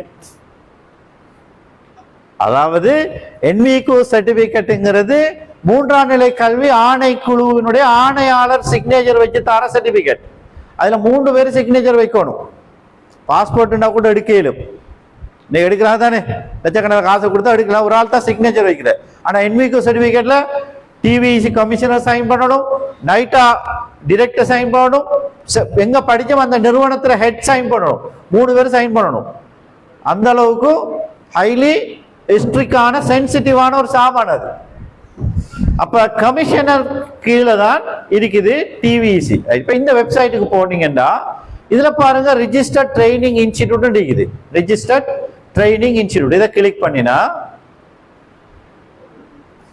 இதுல fine registered training centre click. இப்ப கிளிக் பண்ணீங்கன்னா நீங்க கோர்ஸ் செய்ய போற இடம் எந்த மாகாணத்துல, எந்த மாவட்டத்துல, எந்த பிரதேசத்துல இருக்குதுன்னு கேக்குது. விளங்கிட்டா? கோர்ஸ் செய்யணுமா இருந்தா தெரிஞ்சிருக்கணும், நான் படிக்க போற நிறுவனம் டிவிஇசியில ரிஜிஸ்டர் பண்ணப்பட்ட, டிவிஇசியில அக்ரெடிட் பண்ணப்பட்ட, அங்கீகரிக்கப்பட்ட நிறுவனமா தெரிஞ்சிருக்கணும். எப்படி முதலாம் நிலை கல்வி பாடசாலை கல்வி எஜுகேஷன் மினிஸ்ட்ரியில பார்க்கணுமோ, எப்படி 2ஆம் நிலை கல்வி யூனிவர்சிட்டி யூஜிசியில போய் பார்க்கணுமோ, அது மாதிரி 3ஆம் நிலை கல்வி என்றா டிவிசியில போய் பார்க்கணும். அப்ப இங்க போயிட்டு பார்ப்போம். நாங்க எக்ஸாம்பிளுக்கு நம்ம வந்திருக்கிற இடம் ஈஸ்டர்ன், தென் வெட்டிகுலோ, என்ன ஊரு? ஏராவூர், ரைட்? இப்ப கிளிக் பண்ணீங்கன்னு சொன்னா கிழக்கு மாகாணத்துல மட்டக்களப்பு மாவட்டத்துல ஏராவூர் பிரதேசத்துல டிவிசில அங்கீகரிக்கப்பட்ட நிறுவனம் இருக்குதா என்று பார்த்தா 3 நிறுவனம் இருக்குது, 3 அல்ல 4. அதுல ஒரு நிறுவனத்தை சஸ்பெண்ட் பண்ணிக்கிறாங்க. என்ன காரணம் என்றா படிக்காம பிள்ளோட்டுக்கு கள்ள சர்டிபிகேட் கொடுத்தேன்னு சொல்லி டிவிசி பேன் பண்ணிக்குது. 2வது மேல 2 நிறுவனம் க்ளோஸ், கடைசியில் இருக்கிற நிறுவனம் ரிஜிஸ்ட்ரேஷன் எக்ஸ்பயர். அப்ப ஒரே ஒரு நிறுவனம் இருக்குது நைட்டா. நைட்டா அங்க என்ன கோர்ஸ் இருக்குது? அங்க ஒரே ஒரு கோர்ஸ் இருக்குது, graphic designing ICT, but no NVQ. இது NVQ இல்ல. நைட்டா நிறுவனம் நீங்க ஏராவூர் நைட்டால போய் படிச்சா உங்களுக்கு NVQ சர்டிபிகேட் கிடைக்காது. ஏன்னா நான் சொல்லல, நான் இப்படி ஒரு பப்ளிஷ் பண்ற ஒரு ப்ரோக்ராம்ல இப்படி நான் பொய்ய சொல்லல, நான் உண்மையை சொல்ல. எதுல இருந்து சொல்றேன்னா அரசினுடைய வெப்சைட்ல இருந்து. எனவே ஏராவூர் நைட்டால நீங்க படிப்போம்னா NVQ சர்டிபிகேட் கிடைக்காது. நைட்டாவில் அந்த நிறுவனத்துல படிச்சேன்னு ஒரு அவங்களோட காலேஜில் இதுல சர்டிபிகேட் மட்டும் கிடைக்கும். விளங்கினா? அப்ப தெரிஞ்சுக்கொள்ளணும், நாங்க ஒரு கோர்ஸ் செய்யறதா இருந்தா டிவிசில ரிஜிஸ்டர் பண்ணப்பட்ட நிறுவனத்துல அக்ரெடிட் பண்ணப்பட்ட கோர்ஸ் செய்யணும். சரி, அத இன்னொரு எக்ஸாம்பிள பார்ப்போம். இப்ப நான் வந்திருக்கிறேன் எங்க இருந்து தெரிஞ்சுக்கிறதுக்காக இன்னொரு எக்ஸாம்பிள் சொல்றேன். சப்ரகமோ மாகாணம், கேகல் மாவட்டம், மாவனல்ல பிரதேசத்திலிருந்து வந்திருக்கிறேன். அங்கே என்ன நிறுவனம் இருக்குது? கிட்டத்தட்ட 6 நிறுவனம் இருக்குது. அதுல இன்சைட் நிறுவனத்துல மாத்திரம் தான் NVQ இருக்குது. இதெல்லாம் ரிஜிஸ்டர் பண்ணப்பட்ட நிறுவனம் கோர்சஸ், கீழே இருக்குது அக்ரெடிட் பண்ணப்பட்ட கோர்சஸ், NVQ அக்ரெடிட்டட் கோர்சஸ் என்று வரணும். இருந்தா தான் NVQ சர்டிபிகேட் உங்களுக்கு கிடைக்கும். இப்ப ஒரு கேள்வி இருக்குது உங்களுக்கு, நீங்க வந்திருக்கிற இந்த நிறுவனம் டிவிசில பதிவு செய்த லிஸ்ட்ல இல்லையே என்று கேட்கலாம். என்ன? எனவே பிள்ளைகள் தெரிஞ்சுக்கணும், ஆல்ரெடி டிவிசி இங்க வந்து பார்த்து போய் இப்போ வந்து 2-3 கிழமைக்கு முதல்ல வந்து பார்த்துட்டு போயிருக்கிறாங்க. அல்ஹம்துலில்லாஹ், தே ஃபுல்லி சாட்டிஸ்ஃபைட். எங்களுக்கு ரிஜிஸ்ட்ரேஷன் அண்ட் அக்ரிடேஷனுக்கு அவங்க அப்ரூவ் தர இயலும் அப்படி சொல்லியிருக்கிறாங்க. அதாவது உங்களுக்கு தெரியும், வயிற்றில் இருக்கிற பாபாக்கு பர்த் சர்டிபிகேட் எடுக்கலாமா? எடுக்கலாம். என்ன செய்யணும்? பிள்ளை உலகத்துக்கு பிறக்கணும், அதுக்கு பிறகுதான் பர்த் சர்டிபிகேட் கிடைக்கும், ரிஜிஸ்ட்ரேஷன் கிடைக்கும். அது மாதிரி டிவிசி ரிஜிஸ்ட்ரேஷன் அண்ட் அக்ரிடேஷன் எங்களுக்கு கோர்ஸ் ஆரம்பித்து நாங்கள் நடத்தி கொண்டு போற நேரத்தில் நாங்கள் அப்ளை பண்ணுவோம். ஆல்ரெடி அப்ளை பண்ணிட்டோம், ரைட்? கோர்ஸ் இப்போ நாங்கள் ஆரம்பிக்க போறோம். ஆரம்பிச்சா இன்ஷா அல்லாஹ் வித்தின் 1 மந்த்ல எங்களுக்கு அதற்கான அப்ரூவல் கிடைக்கும்ங்கிறத நான் இந்த தொழில்துறையில கடந்த 30 வருடமாக கன்சல்டன்ட் ஆகிக்கிறதுனால எனக்கு அதுக்கான உத்தரவாதத்தை தரையிலும். நிச்சயமாக இன்ஷா அல்லாஹ் இந்த இஸ்கா நிறுவனத்துக்கு அந்த அப்ரூவல் கிடைக்கும். ரைட், நம்ம தொடர்ந்து நாங்க பார்ப்போம். இது எப்படி பார்க்குறேன்னு சொல்லி நான் போட்டிக்கிறேன். ஆல்ரெடி லைவ் அவங்களும் செஞ்சுக்கிறேன். இப்போ நீங்கள் இங்கே பார்க்கணும், எஸ்கா நிறுவனம் டிவிஇசியில் ரிஜிஸ்ட்ரேஷனுக்கு அப்ளை பண்ணிக்குது. அதுக்குரிய ப்ரீ சர்டிஃபிகேட் எங்களுக்கு தந்திக்கிறாங்க. அதே நேரம் எஸ்கா நிறுவனம் அரசு நிறுவனமாக இருக்கிற சுகாதார அமைச்சில் பதிவு செய்யப்பட்டது. உங்களுக்கு விஷயம் விளங்கிட்டானே? எஸ்கா நிறுவனம் என்னமோ இந்த டாக்டர்மார் நடத்துற பொட்டி கடை அல்லது, சரியா? இது இலங்கை சுகாதார அமைச்சால் பதிவு செய்யப்பட்ட ஒரு நிறுவனம். எனவேதான் எங்களுக்கு ஒரு பதிவு ஆல்ரெடி இருக்குது சுகாதார அமைச்சில். ரெண்டாவது நாங்க என்விக்குக்கான பதிவுக்கு அப்ளை பண்ணிக்கிறோம். இப்ப நாங்க கோர்ஸை இன்ஷா அல்லாஹ் ஆகஸ்ட் 1 ஆரம்பிக்கிறோம். ஆரம்பித்து ஒரு வார காலம் அல்லது ஒரு மாத கால பகுதிக்குள்ள எங்களுக்கு அதற்கான அப்ரூவல் இன்ஷா அல்லாஹ் வழங்கப்படும். அந்த வகையில டிவிசி வந்து எங்க இடத்தை பார்த்துட்டு போய்க்கிறாங்க. ரைட், இங்க பாருங்க, கல்வி அமைச்சு அனௌன்ஸ் பண்றாங்க. என்ன சொல்றாங்க? தொழிற்பயிற்சி கடைக்காரர்கள் நீங்க ஏமாறாதீங்க. அப்படி நீங்க கோர்ஸ் செய்யறதா இருந்தா 3ஆம் நிலை கல்வி ஆணைக்குழுல பதிவு செய்த அங்கீகரிக்கப்பட்ட என்விக்கு கோர்ஸை போயிட்டு செய்யுங்க டிவிசி சொல்லுது. ரைட், அந்த வகையில நாட்டில் என்விக்கு சான்றிதழை வழங்குகிற அரச நிறுவனமாக 275 வொகேஷனல் ட்ரைனிங் சென்டர் இருக்குது கிராமிய மட்டத்தில். அதே மாதிரி மாவட்ட மட்டத்தில் 25 தொழில்நுட்ப கல்லூரிகள் இருக்குது. சரி, அது மாவட்ட மட்டத்தில். மாகாண மட்டத்தில் 9 தொழில்நுட்பவியல் கல்லூரிகள் இருக்குது, காலேஜ் ஆஃப் டெக்னாலஜி. இங்க போய் உங்களுக்கு என்விக்கு லெவல் 5 கோர்சஸ் எல்லாம் செய்யலாம். அதே மாதிரி நைட்டாண்ட் ஒரு நிறுவனம் இருக்குது, யூத் ஸ்கோப் ஒரு நிறுவனம் இருக்குது. இதெல்லாம் என்னன்னா அரச நிறுவனங்கள். இப்படி அரச நிறுவனங்கள் நூற்றுக்கணக்கில் இந்த நாட்டில் என்விக்கு குவாலிஃபிகேஷன் கொடுக்கிற கோர்சஸ் நடத்தும் போது ஏன் எஸ்காவும் இது இப்படி ஒன்று நடத்தணும் என்று கேட்டா அதுக்கு மிக முக்கிய காரணம் இருக்குது. என்னென்றால் உங்களுக்கு தெரியும், இந்த நாட்டில் அதிகூடிய தொழில் வாய்ப்பையும் அரச நிறுவனங்கள்ல அதிகூடிய சம்பளமும் கொடுக்கிற ஒரு நிறுவனம் இருக்கும் என்றா அது சுகாதார நிறுவனம் மாத்திரம் இல்லைங்கண்ணா. ஒரு ஸ்கூல்ல படித்து கொடுக்கிற கிராஜுவேட் டீச்சரை விட ஒரு ஹாஸ்பிட்டல்ல ஒர்க் பண்ற அட்டண்டன்ட்னா நர்ஸ் அல்ல. நான் என்ன சொல்றது, நர்ஸ் அந்த உடுப்பு கொடுத்துருப்பாங்க. அட்டண்டன்ஸ்ங்கிறது ஒயிட் கலர் ட்ரௌசரும் ஒயிட் கலர் ஷர்ட், மாம்பிள்ளண்டா பொம்புலண்டா கவுன் கொடுத்துருப்பாங்க. இவங்க யாரு? கங்காணின்னு சொல்ற தமிழ் அப்படி சார், கங்காணி. ஒரு கங்காணி ஒரு கிராஜுவேட் டீச்சரை விட கூட சம்பளம் எடுப்பார் ஹாஸ்பிட்டல்ல. சுகாதார திணைக்களம் தான் இந்த நாட்டில் ஆக கூட சம்பளம் வழங்குற நிறுவனம் சுகாதார திணைக்களம். ஏனென்னா நாட்டில் ஆரோக்கியமா இருக்கிறார்களோட நோயாளிகள் தான் கூட. அப்படித்தானே? இங்க ஒவ்வொரு ஆளுக்கு ஏதோ ஒரு வகையில ஒரு நோய் இருக்கும். நாட்டில் அரசாங்கம் கூடுதலா செலவழிக்குது நோயாளிகளுக்கு, மருத்துவத்துக்கு. ரைட், மூளைக்கு மூளை, சந்திக்கு சந்தி டாக்டர்ஸ் மாரும் ஹாஸ்பிட்டல்ஸிலும் இருக்குது. எனவேதான் அதுலதான் ஆக கூட தொழில் வாய்ப்பும் இருக்குது. எனவே ஆக கூட தொழில் வாய்ப்பு இருக்கிற, ஆக கூட மாதாந்த சம்பளம் பெறக்கூடிய இந்த தொழில்துறைக்கான என்விக்கு கற்கை நெறிகள் முற்றிலும் இல்லை என்று நான் சொல்லுவேன். சொல்ல போனா நீங்க வந்தாரமுள்ள டிவிடிசி டிஸ்ட்ரிக்ட் வொகேஷனல் ட்ரைனிங் சென்டர் இருக்குது, வெட்டிக்குளோல மஞ்சள் தொடுவால தொழில்நுட்ப கல்லூரி இருக்குது. போயிட்டு நீங்க அங்க போனா இந்த சுகாதாரத்துறை சார்ந்த எந்த ஒரு கோர்ஸும் அங்க இருக்காது. அங்க என்ன இருக்க போனா welding, wiring, plumbing, automobile, tailoring, இந்த கோர்ஸ் தான் இருக்கும்.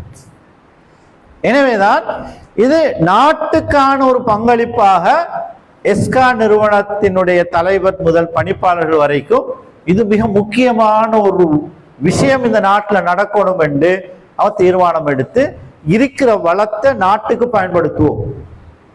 வேற அவருக்குண்டோ முஸ்லிம்களுக்கு நீங்க விளை கொள்ளக்கூடாது, இது நாட்டுக்கு. மனிதர்கள் ஹியூமனிட்டி என்று எடுத்த தீர்மானத்தின் அடிப்படையில் நாங்க எங்கிட்ட இங்க எல்லாமே இருக்குது. ஸ்டன் பை டாக்டர்ஸ் இருக்குது, ட்ரெயின் பண்ணப்பட்ட நர்சஸ் இருக்கிறாங்க, ஏற்கனவே 4000 பேருக்கு கேர் கிவர் என்று சொல்லுகின்ற நோயாளர் பராமரிப்பு ஒர்க் ஷாப் ட்ரைனிங் ப்ரோக்ராம் நடத்தி முடிச்சிருக்கிறோம். அனைத்து வசதி வாய்ப்புகளும் இருக்குது. ஒன்றே ஒன்று மட்டும் இல்லை, என்னன்னா பிள்ளைகள் எடுத்து கோர்ஸ் நடத்துறது மட்டும். அதுதான் இப்ப உங்களை கூப்பிட்டுக்கிறோம், ரைட்? ஆனா பல இடங்கள்ல இந்த வசதிகள் இருக்காது. நீங்க போய் இது பாத்தீங்கன்னா தெரியும், கம்ப்யூட்டர் கோர்ஸ் நடக்கும், 25 பிள்ளைகளையும் 3 கம்ப்யூட்டர் வேலை செஞ்சாலே பெருசாங்க இந்த காலேஜஸ்ல, ரைட்? அது மாதிரி கோர்சஸ் நடக்கும், அங்க ட்ரைனிங்குக்கு மெட்டீரியல் இருக்காது, பலருக்கு சாமான் இருக்காது. ஏன்னா நாட்டுல அரசாங்கம் வருமே அளவெடுத்து திண்டுட்டு போய்த்தானே இப்ப கொஞ்சம் அதை கஷ்டப்பட்டிருக்க வந்த அரசாங்கம். அதனால மிகப்பெரிய ஒரு பிரச்சனை அது. அதால தான் டிவிசி என்ன செய்யாது என்றால், நீங்க வெட்டிகுலோ சைட்டை போயிட்டு பாத்தீங்கன்னு சொன்னா, வெட்டிகுலோ டிஸ்ட்ரிக்ட்ல, நான் அதையும் நீங்க உங்களுக்கு தெரிஞ்சுக்கணும், வெட்டிகுலோ டிஸ்ட்ரிக்ட்ல, சரி இப்ப நான் ஊருக்கு கொடுத்தேன் தானே, இப்ப டிஸ்ட்ரிக்ட் கொடுத்து பார்ப்போம். ஈஸ்டர்ன் ப்ராவின்ஸ் வெட்டிகுலோ டிஸ்ட்ரிக்ட் பாருங்க, கிழக்கு மாகாணத்தில் மட்டக்களப்பு மாவட்டத்தில் இருக்கிற இந்த ரிஜிஸ்டர் பண்ணப்பட்ட ட்ரைனிங் சென்டர் பார்த்தா 195% க்ளோஸ், டெம்பரரி சஸ்பெண்ட், சீல் பண்ணப்பட்டிருக்குது. கள்ள சர்டிஃபிகேட் கொடுத்துக்கிறாங்க, காசு வாங்கி சர்டிஃபிகேட் கொடுத்துக்கிறாங்க, ரைட்? போலியா அனௌன்ஸ் பண்ணிக்கிறாங்க, அது தருவோம் இது தருவோம் சொல்லி இதெல்லாம் நான் போய்க்கு சொல்லல. எல்லாத்தையும் இங்க கவர்மெண்ட் வெப்சைட்ல இருந்து ரீட் பண்ணிக்கொண்டு, ஸ்டடி பண்ணிக்கொண்டு, ரிசர்ச் பண்ணிக்கொண்டு உங்களுக்கு பிரச்சனை பாருங்க. இந்த அந்த நிறுவனம் மூடிக்குது, suspended, close close close close mostly. அப்ப இவ்வளவு பெரிய ஏமாற்றும் மோசடியும் போலிகளும் இருக்கிறதுக்கு மத்தியில இவ்வளவு பெரிய வளத்தை இந்த மண்ணுக்கு நாங்க பயன்படுத்தாம இருக்கிறது நாங்க அறிஞ்சு கொண்டு இருக்கிற மிகப்பெரிய ஒரு தவறு என்ற வகையில தான் இந்த பணி இங்க ஆரம்பிக்கப்படுது. பாருங்க, 195% என்ன க்ளோஸும் எக்ஸ்பயர்டும் வெளியிடும் இல்லாத நிறுவனங்கள் தான் மட்டக்களப்பு டிஸ்ட்ரிக்ட்ல இருக்குது. அப்ப இதுக்கு மத்தியில தான் இந்த என்விகு கற்கை நிறைய அரசு வழங்க இருக்குது, நாங்க வழங்க இருக்கிறோம். இப்ப என்விகு கொண்டு வாரன்னு நாங்க பார்ப்போம். என்விகு சர்டிபிகேட் என்னன்னா, நீங்க பார்க்கலாம் இந்த லோகோ, இந்த லோகோ அரசுக்கு சொந்தமானது, அரசாங்க ப்ராப்பர்ட்டி. என்விகு சர்டிபிகேட்ங்கிறது கவர்மெண்ட் ப்ராப்பர்ட்டி. இந்த லோகோ ஒரு தனியார் நிறுவனமோ அல்லது ஒரு சேரிட்டி நிறுவனமோ பயன்படுத்த முடியாது. பயன்படுத்தின அரசு அவர்களுக்கு எதிராக சட்ட நடவடிக்கை எடுக்கும். அப்ப என்விகு சர்டிபிகேட்ல இந்த லோகோ போடப்பட்டிருக்கும். இது டிவிசில லோகோ, இது நாம இங்க படிக்கமோ அந்த படிச்ச நிறுவனத்துல லோகோ, இது நைட்டாட லோகோ, இது என்னுடைய சர்டிபிகேட். சரி, அப்போ அங்க சைன் பண்ணிக்கிறது டைரக்டர் ஜெனரல் டிவிசி, தென் சேர்மன் நைட்டா, அதே மாதிரி டைரக்டர் நைட்டா. ஏன்னா நான் நைட்டாவில் எடுத்த சர்டிபிகேட் தான் நைட்டா சைன் பண்ணிக்குது. இப்போ நீங்க எஸ்காவில் படிச்சேன்னா எஸ்காட டைரக்டரோ சேர்மனோ சைன் பண்ணுவாங்க. அதுல மற்ற 2 சிக்னேச்சரும் கவர்மெண்ட் அரசு சார்பாக இந்த சிக்னேச்சர் வச்சு தர சர்டிபிகேட். இந்த சர்டிபிகேட்ல பெருமானம் என்னன்னு நான் சேலஞ்ச் பண்ணுவேன். நீங்க என்னோட யாரும் எவிடன்ஸை கொண்டு வரையிலும் ஸ்ரீலங்காவில் படிக்கிற யூனிவர்சிட்டியில கிடைக்கிற எந்த ஒரு சர்டிபிகேட்டையும் ஆன்லைன்ல செக் பண்ணிடலாம். என்ன சொல்ல விளங்கினா, நீங்க பேராதனி யூனிவர்சிட்டியோ கொழும்பு யூனிவர்சிட்டிலையோ டிகிரி ஒன்று முடிச்சுட்டு யூகேல ஒர்க் பண்றீங்கன்னு வச்சுக்கொள்ளுங்க. அங்க உங்களுக்கு ப்ரொமோஷனுக்கு கேட்குறாங்க, ஓகே உங்களுக்கு இந்த ஃபீல்ட்ல மாஸ்டர் டிகிரி குவாலிஃபிகேஷனை காட்டுங்கன்னு. நீங்க மாஸ்டர் டிகிரி முடிச்சுக்கிறீங்க, சரி. இப்போ அந்த சர்டிபிகேட்டை அங்க கொடுத்தா அவங்க என்ன செய்வாங்கன்னா அதை எம்பசி கூடாக இங்க அனுப்புவாங்க ஸ்ரீலங்காக்கு. எம்பசி என்ன செய்யும், ஃபாரின் மினிஸ்ட்ரிக்கு அனுப்பும். ஃபாரின் மினிஸ்ட்ரி என்ன செய்யும்னா அந்த யூனிவர்சிட்டிக்கு அனுப்பும். அந்த யூனிவர்சிட்டி என்ன செய்யும், உண்மையிலே அந்த யூனிவர்சிட்டியை டிகிரி முடிச்சுதான், மாஸ்டர் டிகிரி முடிச்சிருந்தா அவங்க சர்டிஃபை பண்ணி கன்ஃபர்மேஷன் செஞ்சு அனுப்புவாங்க. ஸ்ரீலங்காவில் இருக்கிற டிகிரி சர்டிபிகேட் நிலைமை இதுதான். ஆனா என்விகு சர்டிபிகேட் அப்படியே அல்ல. என்விகு சர்டிபிகேட் நீங்க உலகத்துல எந்த மூலையில இருந்தாலும் உங்களோட ஐடென்டி கார்டு நம்பரை என்டர் பண்ணி உங்களுக்கு என்விகு சர்டிபிகேட் இருக்குதா இல்லையான்னு பார்க்கலும். நான் சின்ன ஒரு எக்ஸாம்பிள் செய்து காட்டுறேன், பாருங்க. டிவிசி வெப்சைட்ல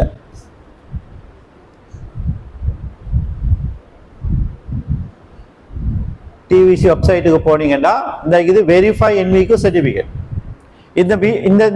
இந்த வெப்சைட் யாருக்கு சொந்தமானது? யாருக்கு சொந்தமானது? வெப்சைட் யாருக்கு சொந்தமானது? அரசுக்கு சொந்தமானது. எடுகேஷன் மினிஸ்ட்ரியில கமிஷனுக்கு சொந்தமானது. அதுல போட்டிக்கிறாங்க வெரிஃபை என்விக்கு சர்டிபிகேட். இதை கிளிக் பண்ண உங்களோட ஐடென்டி கார்டு நம்பரை கொடுத்தா வரும். ரைட். உங்களோட யாராவது ஐடென்டி கார்டு நம்பர் பாடம் இருந்தா சொல்லுங்க பாப்போம். உங்களோட ஏதாவது சர்டிபிகேட் இருந்தா செக் பண்ணலாம். இப்ப உங்களோட சர்டிபிகேட் வெளியிடா இல்லையான்னு பார்க்கலும். நீங்க எங்கேயாவது கோர்ஸ் ஒன்று முடிச்சிருக்கிறீங்க, அவங்க சொல்றாங்க உங்களோட சர்டிபிகேட் பெறுமதியானது, அரசு அங்கீகாரம் பெற்றது, பதிவு செய்யப்பட்டது என்று சொல்றாங்க. அப்படி என்றா அது உண்மையா பொய்யான்னு தெரிஞ்சு கொள்றதுக்கு என்ன செய்யலாம்? இதுல வந்து உங்களோட ஐடென்டி கார்டை கொடுத்தா காட்டும். யாராவது அப்படி இருக்கிறீங்களா? கோர்ஸ் முடிஞ்ச சர்டிபிகேட் வச்சுக்கிறார்கள் இந்த பாப்போம். இல்ல. ரைட். சரி, நான் எந்த ஐடென்டி கார்டு நம்பரை கொடுக்குறேன்? 7316305226V. ரைட்.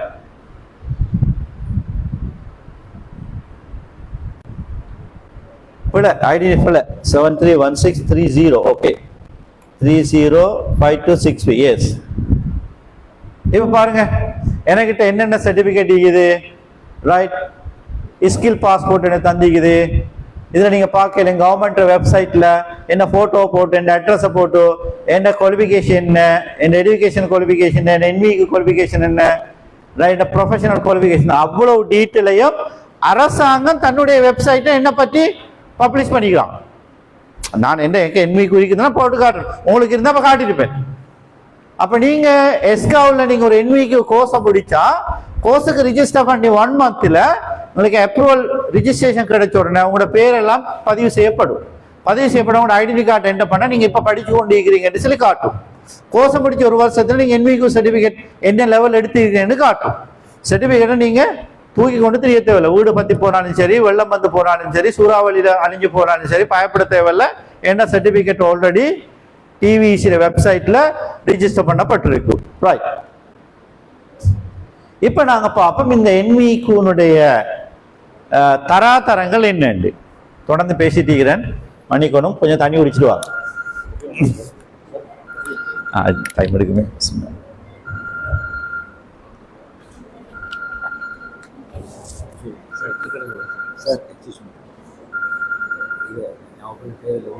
சிஸ்டத்தில் வரும். சும்மா ஒரு சொல்கிறேன். இயலாத நிலை தானே.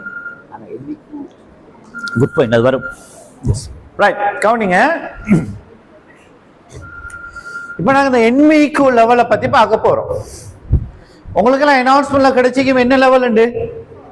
4. ரைட். அப்போ 4க்கு மேலே மீக்குதா 4க்கு கீழே மீக்குதா என்ன தெரியாதானே? அப்போ பார்ப்போம். ரைட்.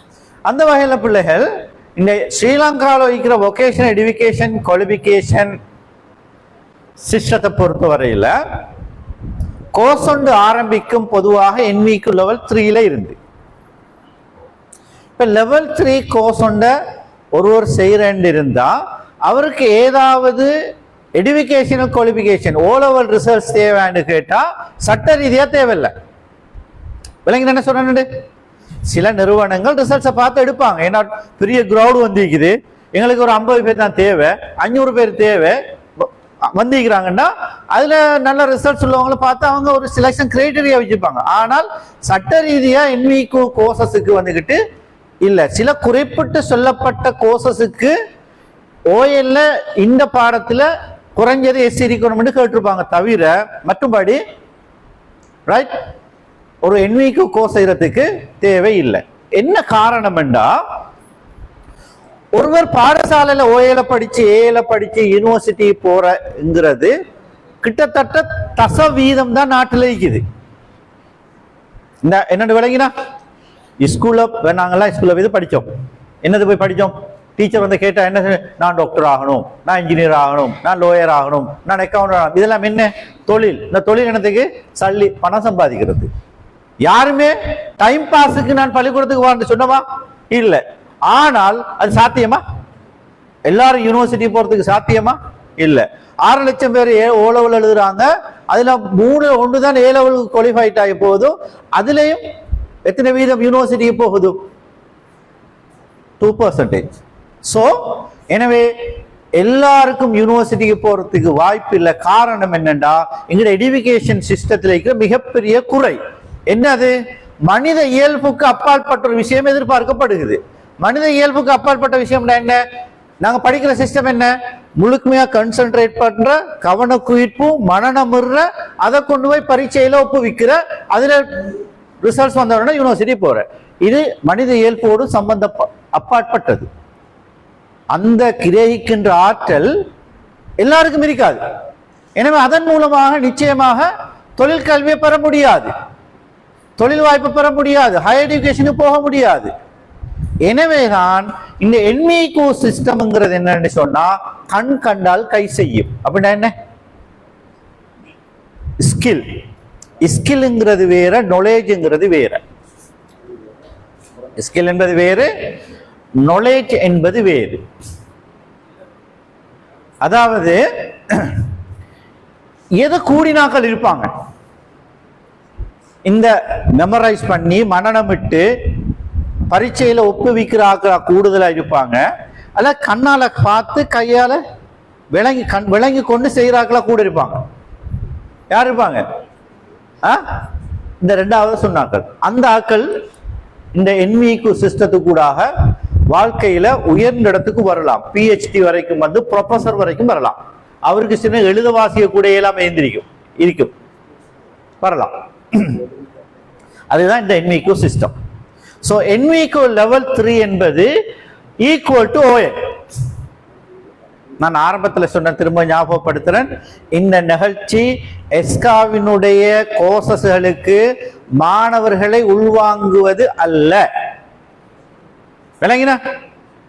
நீங்க இந்த நிகழ்ச்சி முடிஞ்சது பிறகு இப்படி கோர்ஸ் நடக்க இருக்குது எஸ்காவில், நீங்களும் ஜாயின் ஆகலாம். உங்களுக்கு இன்டர்வியூ நடக்குது, இன்டர்வியூ நீங்க செலக்ட் ஆனா கோர்ஸுக்கு நீங்க வருவீங்க. ஆனா இந்த நிகழ்ச்சி முழுக்க என்னன்னா இந்த நாட்டில் இருக்கிற இளைஞர்கள் யுவதிகளுக்கு அறியாமல் இருக்கின்ற ஒரு உண்மையை அறிமுகப்படுத்துவது. அதுதான் நான் வந்திருக்கிறேன்.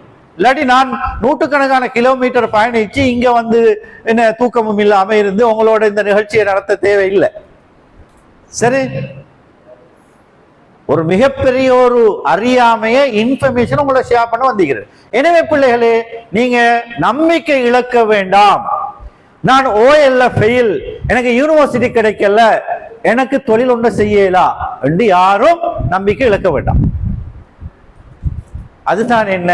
கண் கண்டால் கை செய்யும். உங்களால் இயலுமா இல்ல? கண்ணால பாத்தீங்க, கையால செய்யலுமா இல்லையா? அதுதான் என்விக்கு சிஸ்டம். ரைட்? அந்த வகையில ஒரு நிறுவனத்துக்கு என்விக்கு லெவல் 3க்கு அங்கீகாரம் இருக்குமா இருந்தா அந்த நிறுவனத்தில் போய் லெவல் 3 கோர்ஸ் செஞ்சா லெவல் 3 சர்டிபிகேட் கிடைச்சா அரசாங்கமே சொல்லுது அது ஈக்குவல் டு O லெவல். நான் சொல்லல, அரசாங்கம் இதுக்கு கெசட் ரிலீஸ் பண்ணிக்கிறாங்க. OLக்கு சமனானது என்விக்கு லெவல் 3 என்று சொல்லி. சில போது நீங்க என்விக்கு லெவல் 4 கோர்ஸ் செய்யற நேரம், அதுல மதிப்பிடுற நேரம் ஏதாவது போதாமைகள் குறைகள் வந்தா, மார்க்ஸ் போதாம வந்தா உங்களுக்கு லெவல் 4க்கு பதிலாக 3 கிடைக்கும். 3 கிடைச்சா கூட அது என்னமா சொல்லப்படுது? Skill worker can work independently. சுயமா உங்களுக்கு வேலை செய்ய இயலும். அதான் என்விக்கு லெவல் 3. சரியா? இப்ப நீங்க நர்சிங் அசிஸ்டன்ட் லெவல் 4 செய்றீங்க, லெவல் 3 தான் நீங்க பாஸ் ஆனீங்கன்னா லெவல் 3 ஃபெயில் அல்ல. ஒர்க் இண்டிபெண்டன்ட்லின்னு கவர்மெண்ட் சொல்லுது. சுயமா உங்களுக்கு வேலை செய்ய இயலும். நீங்க ஒரு ஹாஸ்பிட்டல்ல போய் வேலை செய்ய இயலும். தென் வித்தின் 1 இயர்ல நீங்க லெவல் 4க்கு அப்ளை பண்ணலாம். லெவல் 3 என்ன கோர்ஸ் செஞ்சீங்க, மதிப்பிடுற நேரம் போதாம போயிட்டு அதுல 25 பேர்ல ஒரு 5 பேருக்கு 3 தான் கிடைக்குன்னா 3ல உள்ளாக்கள் ஃபெயில் என்ற பொருள் அல்ல. இது எப்படி என்று சொன்னா, ஸ்கூல்ல நடக்கிற பரீட்சையில் முடிவு பாஸ் ஓ ஃபெயில், அப்படித்தானே? Pass or fail. என்விக்கு சிஸ்டத்துல பாஸ் ஃபெயில் என்று சொல்றல, என்விக்கு சிஸ்டத்துல எக்ஸாம் என்று சொல்ற அசஸ்மெண்ட் மதிப்பீடு. இப்போ ஒருவருக்கு 5 பேருக்கு டீ ஊத்த ஏழும், ஊத்தினா அந்த டீயை குடிக்கலாம், டேஸ்டா இருக்கு. 50 பேருக்கு டீ ஊத்தினா களித்தண்ணி மாதிரி இருக்குது, டீ டேஸ்ட் வரல. அதுல பொருள் அவருக்கு டீ ஊத்த தெரியான்னு பொருள் அல்ல. 5 பேருக்கு டீ ஊத்துறாரு டேஸ்டா. எனவே அவர் 3க்குரியால் 50 பேருக்கு ஊத்துறதுக்கு மேலும் முன்னேற்றம் தேவை. திரும்ப 25 பேருக்கு ஊத்தினாரு, டேஸ்ட் ஆயிட்டு. அப்புறம் 30-40 ஊத்தினாரு, டீயா வந்துட்டுன்னா அவர் இப்ப லெவல் 4க்கு காம்பிடன்ஸ். அதான் அதுல பொருள். சோ எனவே லெவல் 3 இருந்தா கூட நீங்க அந்த கோர்ஸை போய் செய்யலாம், அதுல பொருள். விளங்கினா? அப்ப அந்த வகையில நாங்க இங்க ஸ்டார்ட் பண்ண போற கோர்ஸ் வந்து லெவல் 4 இருந்து ஆரம்பிக்க போறோம். சில போது எங்களுக்கு சில கோர்சஸ்க்கு லெவல் 3 கிடைக்கலாம். கிடைச்சா லெவல் 3யும் கூட குவாலிஃபைடான சர்டிபிகேட் தான். வெளிநாட்டு வேலை வாய்ப்புக்கு 100% கேரண்டி லெவல் 3 இருந்தா கூட எடுப்பாங்க. ரைட். அப்ப level 3 equal to O level, level 4 வந்து ஈக்குவல் டு அட்வான்ஸ் லெவல். இப்ப கேள்வி, லெவல் 3 கோர்ஸ் முடிச்சுதான் லெவல் 4 முடிக்கணுமான்னு கேட்டா இல்ல. ஓஎல் படிச்சாதான் ஏஎல் படிக்கலாம், அது ஸ்கூல் படிப்பு இல்ல. என்விகு சிஸ்டத்துல அப்படி அல்ல. சரியா? லெவல் 4க்கு ஒரு நிறுவனத்துக்கு அங்கீகாரம் இருக்கும் என்றிருந்தால், அப்ரூவல் இருந்தா அங்க நாம போய் டைரக்டா லெவல் 4 செய்யலாம். லெவல் 3க்கு இருந்தா லெவல் 3 போய் செய்யலாம். இப்போ 4 முடிச்ச அவர் யாரு? Equal to advance level. Then work independently. இப்ப இந்த இடத்துல ஒரு புதிய தகவல் ஒன்று அறிய தரும். உங்களுக்கு 2030ஆம் ஆண்டுக்கு பிறகு இலங்கையில் யாரும் ஒரு தொழில்நுட்ப துறை சார்ந்த ஒரு தொழிலை செய்ய முடியாது.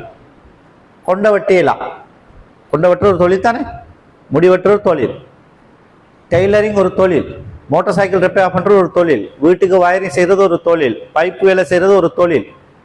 இப்படி சுமார் 375 தொழில்துறைகள் நாட்டில் இருக்குது. யாருக்கும் அந்த தொழில்துறையை செய்ய முடியாது. ஏன்னால் அரசாங்கம் இப்ப அதை சட்டமா கொண்டு வந்திருக்கிறாங்க. எந்த அளவுக்குன்னா வீட்டுக்கு வயரிங் செய்யறவர்களுக்கு லெவல் 4 இல்லாட்டி சிஇபி மீட்டர்ஸ் கரண்ட் சப்ளை தர மாட்டாங்க. அப்ப அவர் லெவல் 4 சர்டிபிகேட் காட்டினா தான் கொடுப்பாங்க. இப்ப அது நடைமுறையில் இருக்குது. இப்படி ஒவ்வொரு தொழில்துறையும் என்ன செய்ய போறாங்கன்னு சொன்னா, ரைட், உங்களுக்கு என்விக்கு லெவல் 4 எடுக்கணும். அப்ப யோசிக்கல நீங்க, அப்ப இப்ப செஞ்சுட்டு இருக்கிறாங்களா, இழுத்து மூட வேண்டி வருமா? இல்ல, அப்படியா இல்ல. அதுக்கு ஒரு சிஸ்டத்தை கொண்டு வந்திருக்கிறாங்க. நான் ஃபார்மல் சிஸ்டத்துல என்விக்கு குவாலிஃபிகேஷன் கொடுப்பாங்க. அவர் ஒரு கல்லூரிக்கு வர வச்சு அவர் நாலேஜை ஸ்கிலை மதிப்பீடு செய்து அவர் லெவல் 4க்குரிய தகமையோட இருந்தால் லெவல் 4 கொடுப்பாங்க. போதாம இருந்தால் அதுக்குரிய இடத்துக்கு போட்டு ட்ரைனிங்கை கொடுத்து லெவல் 4 குவாலிஃபிகேஷனை கொடுப்பாங்க.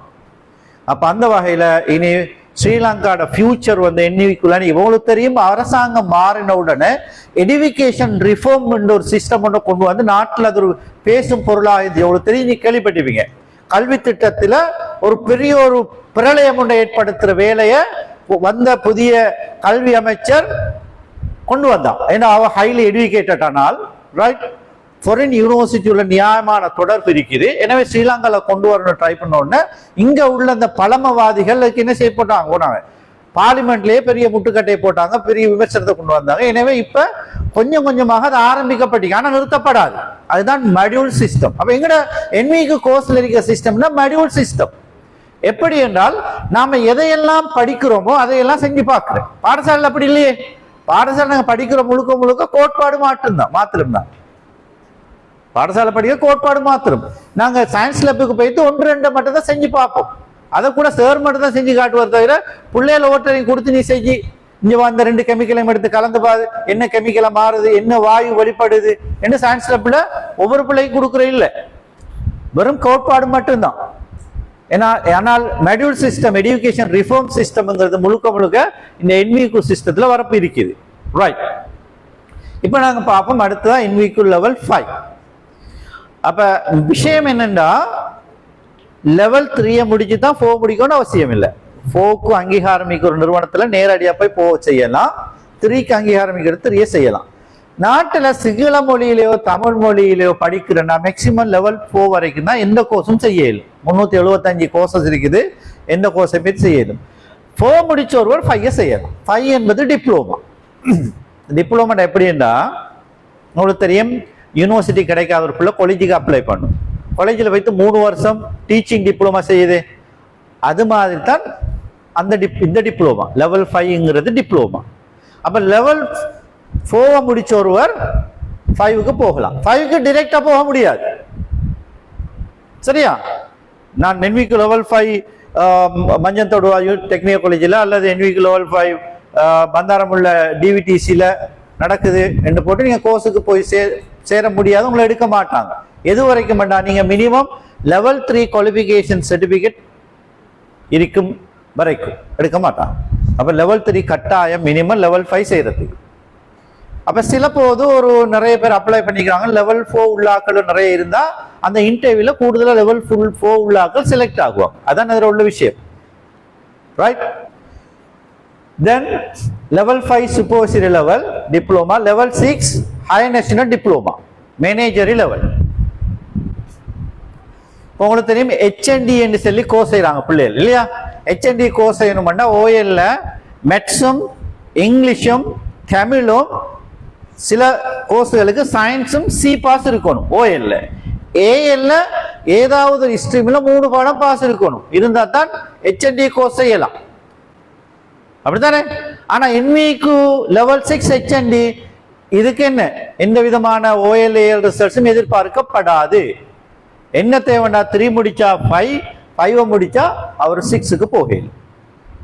சரி, OL ஃபெயில் ஆயிருந்தா கூட, எல்லா பாடமும் ஃபெயில் ஆயிருந்தா கூட NVQ சிஸ்டத்துக்கு கூட, நான் திரும்ப திரும்ப சொல்றேன், கண் கண்டால் கை செய்யும் சிஸ்டம் சொல்லுவோம். அது மனநமிடும் சிஸ்டம், ஸ்கூல்ல படிக்கிற படிப்பு, ரைட்? இப்ப அதை முடிச்ச ஒருவர் NVQ level 7க்கு போகலாம், டிகிரி. இதுதான் ஸ்ரீலங்காவில் உள்ள NVQ framework. இப்ப நீங்க யாரும் ஃபீல் பண்ண தேவையில்ல, நான் AL ஃபெயில், யூனிவர்சிட்டி கிடைக்கல, எனக்கு டிகிரி முடிக்கலாது என்று யாரும் ஃபீல் பண்ண தேவையில்ல. உங்களுக்கும் தாராளமா அதுக்கான வாயில்கள் திறந்திருக்குது. 375 NVQ தொழில்துறை கோர்ஸ்களுக்கு ஊடாக. இது எந்த அளவுக்கு நான் சில போதோ, நீங்க லெவல் 7க்கு போகாட்டியும் பிரச்சனை இல்லை, லெவல் 3யோட 4ஓட நின்றா கூட அந்த குறிப்பிட்ட தொழில்துறையில தொழிலை செய்யலாம். தொழிலை செஞ்சு கொண்டு மேல மேல பார்ட் டைமாக இந்த கோர்சஸ் செய்யலாம், ரைட்? இப்ப நான் அடுத்த கேள்விக்கு வரப்போறேன். ஒவ்வொரு கேள்விக்கு தான் பதில் சொல்லிட்டு இருக்கிறேன், ரைட்? அடுத்த கேள்வி என்ன? எங்கட இந்த கோர்சஸ்களுக்கு கூடாக நாங்க இங்க என்ன NVQ கோர்சஸ் நடத்த போறோம்ங்கிறது சொல்ல போறேன். நெஸ்காவில் ஒன்று நர்சிங் அசிஸ்டன்ட், ரெண்டாவது ஃபார்மசி டெக்னீஷியன், மூன்றாவது கேர்கிவர். இப்ப இந்த 3 கோர்ஸை பத்தியும் நான் உங்களுக்கு அறிமுகப்படுத்த போறேன். முதலாவது நர்சிங் அசிஸ்டன்ட். நர்சிங் அசிஸ்டன்ட் என்ற NVQ level 4 கோர்சஸ். அந்த கோர்சஸுக்கு TVEC ஒரு வரையறை வச்சுக்கிறாங்க. அதுக்கு குறைந்தது OL அஸ்கான் கொஞ்சம் சப்போர்ட் எடுத்தாங்க. நர்சிங் அசிஸ்டன்ட்டுக்கு O லெவல்ல விளங்கல, RS திரிக்கணும். எந்த பாடங்கள்ங்கிறது அதுல எந்த பாடம்ங்கிறது இல்லை, ரைட்? ஓகே. அதாவது நர்சிங் அசிஸ்டன்ட் கோர்ஸ் செய்யணும்னா நீங்க OL 6 பாடம் S இருந்தா போதும். என்னென்ன பாடங்கள் S இருக்கணும்ங்கிறது கட்டாயம் இல்லை, விளங்கிட்டா? Nursing assistant NVQ level 4 course செய்யறதா இருந்தால் OL 6 பாடத்துல குறைந்தது RS இருந்தா போதும். மெட்ஸ் ஃபெயில், தமிழ் ஃபெயிலுங்கிறத பத்தி எல்லாம் அலட்டிக்கொள்ள தேவையில்லை, ரைட்? ரெண்டாவது ஃபார்மசி டெக்னீஷியன் என்ற கோர்ஸுக்கு OL மெட்ஸும் சயின்ஸும் இங்கிலீஷும் குறைஞ்சதே இருக்கணும், சி அவசியம் இல்லை. இந்த 3 பாடத்திலையும் குறைஞ்சதே இருக்கணும், இருந்தா தான் ஃபார்மசி டெக்னீஷியன் வேணும்னால் அது மனுஷன் உசுரோட சம்பந்தப்பட்டது. என்ன அப்ப சயின்ஸ்ல குறைஞ்சது இருந்தா தான் இந்த மூலகங்களை பத்தி, உலோகங்களை பத்தி, ரசாயனங்களை பத்தி எல்லாம் ஒரு குறைஞ்ச மட்ட பேசிக் நாலேஜ் இருக்கும். அது இல்லாத ஒருத்தன் பேத்துட்டு மருந்துல கைய வச்சு மனுஷன் உசிர சாக வைக்க போகக்கூடாதுன்றதுக்காக அரசாங்கம் இதுக்கு ஒரு சிஸ்டத்தை வச்சுக்காங்க. ஆக குறைஞ்ச தகமை எஸ்பாஸ் இருந்தா போதும். எதுல? ஃபார்மசி டெக்னீஷியனுக்கு மெட்ஸ்லையும் சயின்ஸ்லையும் இங்கிலீஷ்லையும் குறைந்தது எஸ். 6 பாடம் கட்டாயம் பாஸ் இருக்கணும் அவசியம் இல்லை. இந்த 3 பாடத்திலையும் குறைஞ்சது எஸ் இருந்தா அந்த கோர்ஸுக்கு சேரலும். கேர்கிவர் என்ற கோர்ஸுக்கு இது ஒன்றும் தேவையில்லை, OL பாஸும் தேவையில்லை, ரைட்? எதுவுமே தேவையில்லை. கேர்கிவர் அதாவது நோயாளர் பராமரிப்பாளர் என்ற கோர்ஸ். இது 3லையும் இப்ப என்ன தொழில் வாய்ப்பு இருக்குன்னு நான் பின்னால சொல்லுவேன், நாங்க பார்ப்போம். அந்த வகையில் நாங்க முதலாவது பார்ப்போம் நர்சிங் அசிஸ்டன்ட். இலங்கையில் உள்ள வேலை வாய்ப்புகள் அரச மற்றும் தனியார் மருத்துவமனைகள், கிளினிக்குகள், முதியோர் பராமரிப்பு மையங்கள், மறுவாழ்வு மையங்கள், அரச மற்றும் தனியார் சுகாதார சேவைகள், ரைட்? நாட்டுல மொத்தம் கிட்டத்தட்ட 8000 தொழில் வாய்ப்பு இருக்குது நாட்டுல, இலங்கையில மாத்திரம். சர்வதேச ரீதியா பார்க்கிற நேரம் யூகேல, மிடில் ஈஸ்ட்ல, சிங்கப்பூர்ல, மால்டீவ்ஸ்ல, ஆஸ்திரேலியா அண்ட் கனடாவில் போன்ற இடங்கள்ல சர்வதேச ரீதியில WHO, உங்களுக்கு தெரியும் WHO என்ன தெரியும்? வேர்ல்ட் ஹெல்த் ஆர்கனைசேஷன், உலக சுகாதார நிறுவனம் சொல்லுது, சுமார் 10 மில்லியனுக்கு மேற்பட்ட பணியாளர்கள் தேவைப்படுது இந்த தொழில்துறைக்கு. சரி, இது சர்வதேச ரீதியாக நர்சிங் அசிஸ்டன்ட் ஃபீல்டுக்கு. அதே மாதிரி அதுக்குரிய salary என்று பார்க்கிற நேரம் கிட்டத்தட்ட $4,000. $4,000 எவ்வளவு? எவ்வளவு ஒரு டாலர்? இப்ப எத்தனை லட்சம்? கால்குலேட் பண்ணி பாருங்க. ரைட், நாட்டில் ஸ்ரீலங்காவில் கிட்டத்தட்ட ஒரு கிராஜுவேட் டீச்சர், ஒரு எம்பிபிஎஸ் டாக்டர் கவர்மெண்ட் ஹாஸ்பிட்டல் எடுக்கிற சம்பளத்தை விட கூட கிட்டத்தட்ட 1,50,000 1,60,000 மாதிரி தான் ஒரு கவர்மெண்ட் ஹாஸ்பிட்டல் வேலை செய்யற ஒரு எம்பிபிஎஸ் டாக்டருக்கு கிடைக்கும். ரைட், பார்மசி டெக்னீஷியன் ரெண்டாவது பார்ப்போம். இலங்கையில் உள்ள வேலை வாய்ப்புகள் தனியார் மருத்துவமனைகள், அரச மருத்துவமனைகள், மருந்து உற்பத்தி நிறுவனங்கள், ஹாஸ்பிட்டல்ல இருக்கிற பார்மசி, கிட்டத்தட்ட 5,000 வேலை வாய்ப்புகள் இருக்குது. ஒருத்தருமே இந்த பார்மசி டெக்னீஷியனுங்கிறது பார்மசி ஒருவர் நடத்தணும்னா என்ன நாட்டில் இருக்கிற சட்டம்? அதுக்கு சல்லி காசு இருந்துட்டா மட்டும் மேலுமா? கடையும் இருக்குது, காசும் இருக்குதுன்னா மருந்தை வாங்கிட்டு வந்து விற்க இயலுமா? சில்லறை கடை நடத்துற மாதிரி ஏழுமா? செய்ய இயலாது. என்ன இருக்கணும்? ஒரு லைசன்ஸ் ஃபார்மசிஸ்ட் கோர்ஸ் முடிச்ச சர்டிபிகேட்ல ஒரு ஆள் இருக்கணும் அந்த ஃபார்மசியில. இருந்தா தான் நடத்தலும், இல்லாட்டி அரசாங்கம் சீல் பண்ணும். வெரி வெரி சென்சிட்டிவ் ஆனது. எனவே நாங்கள் level 4 கோர்சஸ் இங்கே நடத்திருக்கோம். Pharmacy technician. ரைட், இந்த ஃபார்மசி டெக்னீஷியன் கோர்ஸுக்கு மினிமம் மேக்ஸிமம் சயின்ஸும் இங்கிலீஷும் எஸ் பாஸ் இருந்தா போதும் உங்களுக்கு. ரைட், உங்களுக்கு ஃபார்மசி டெக்னீஷியன் கோர்ஸை எஸ்காவில் செய்யலாம். Right, level 4.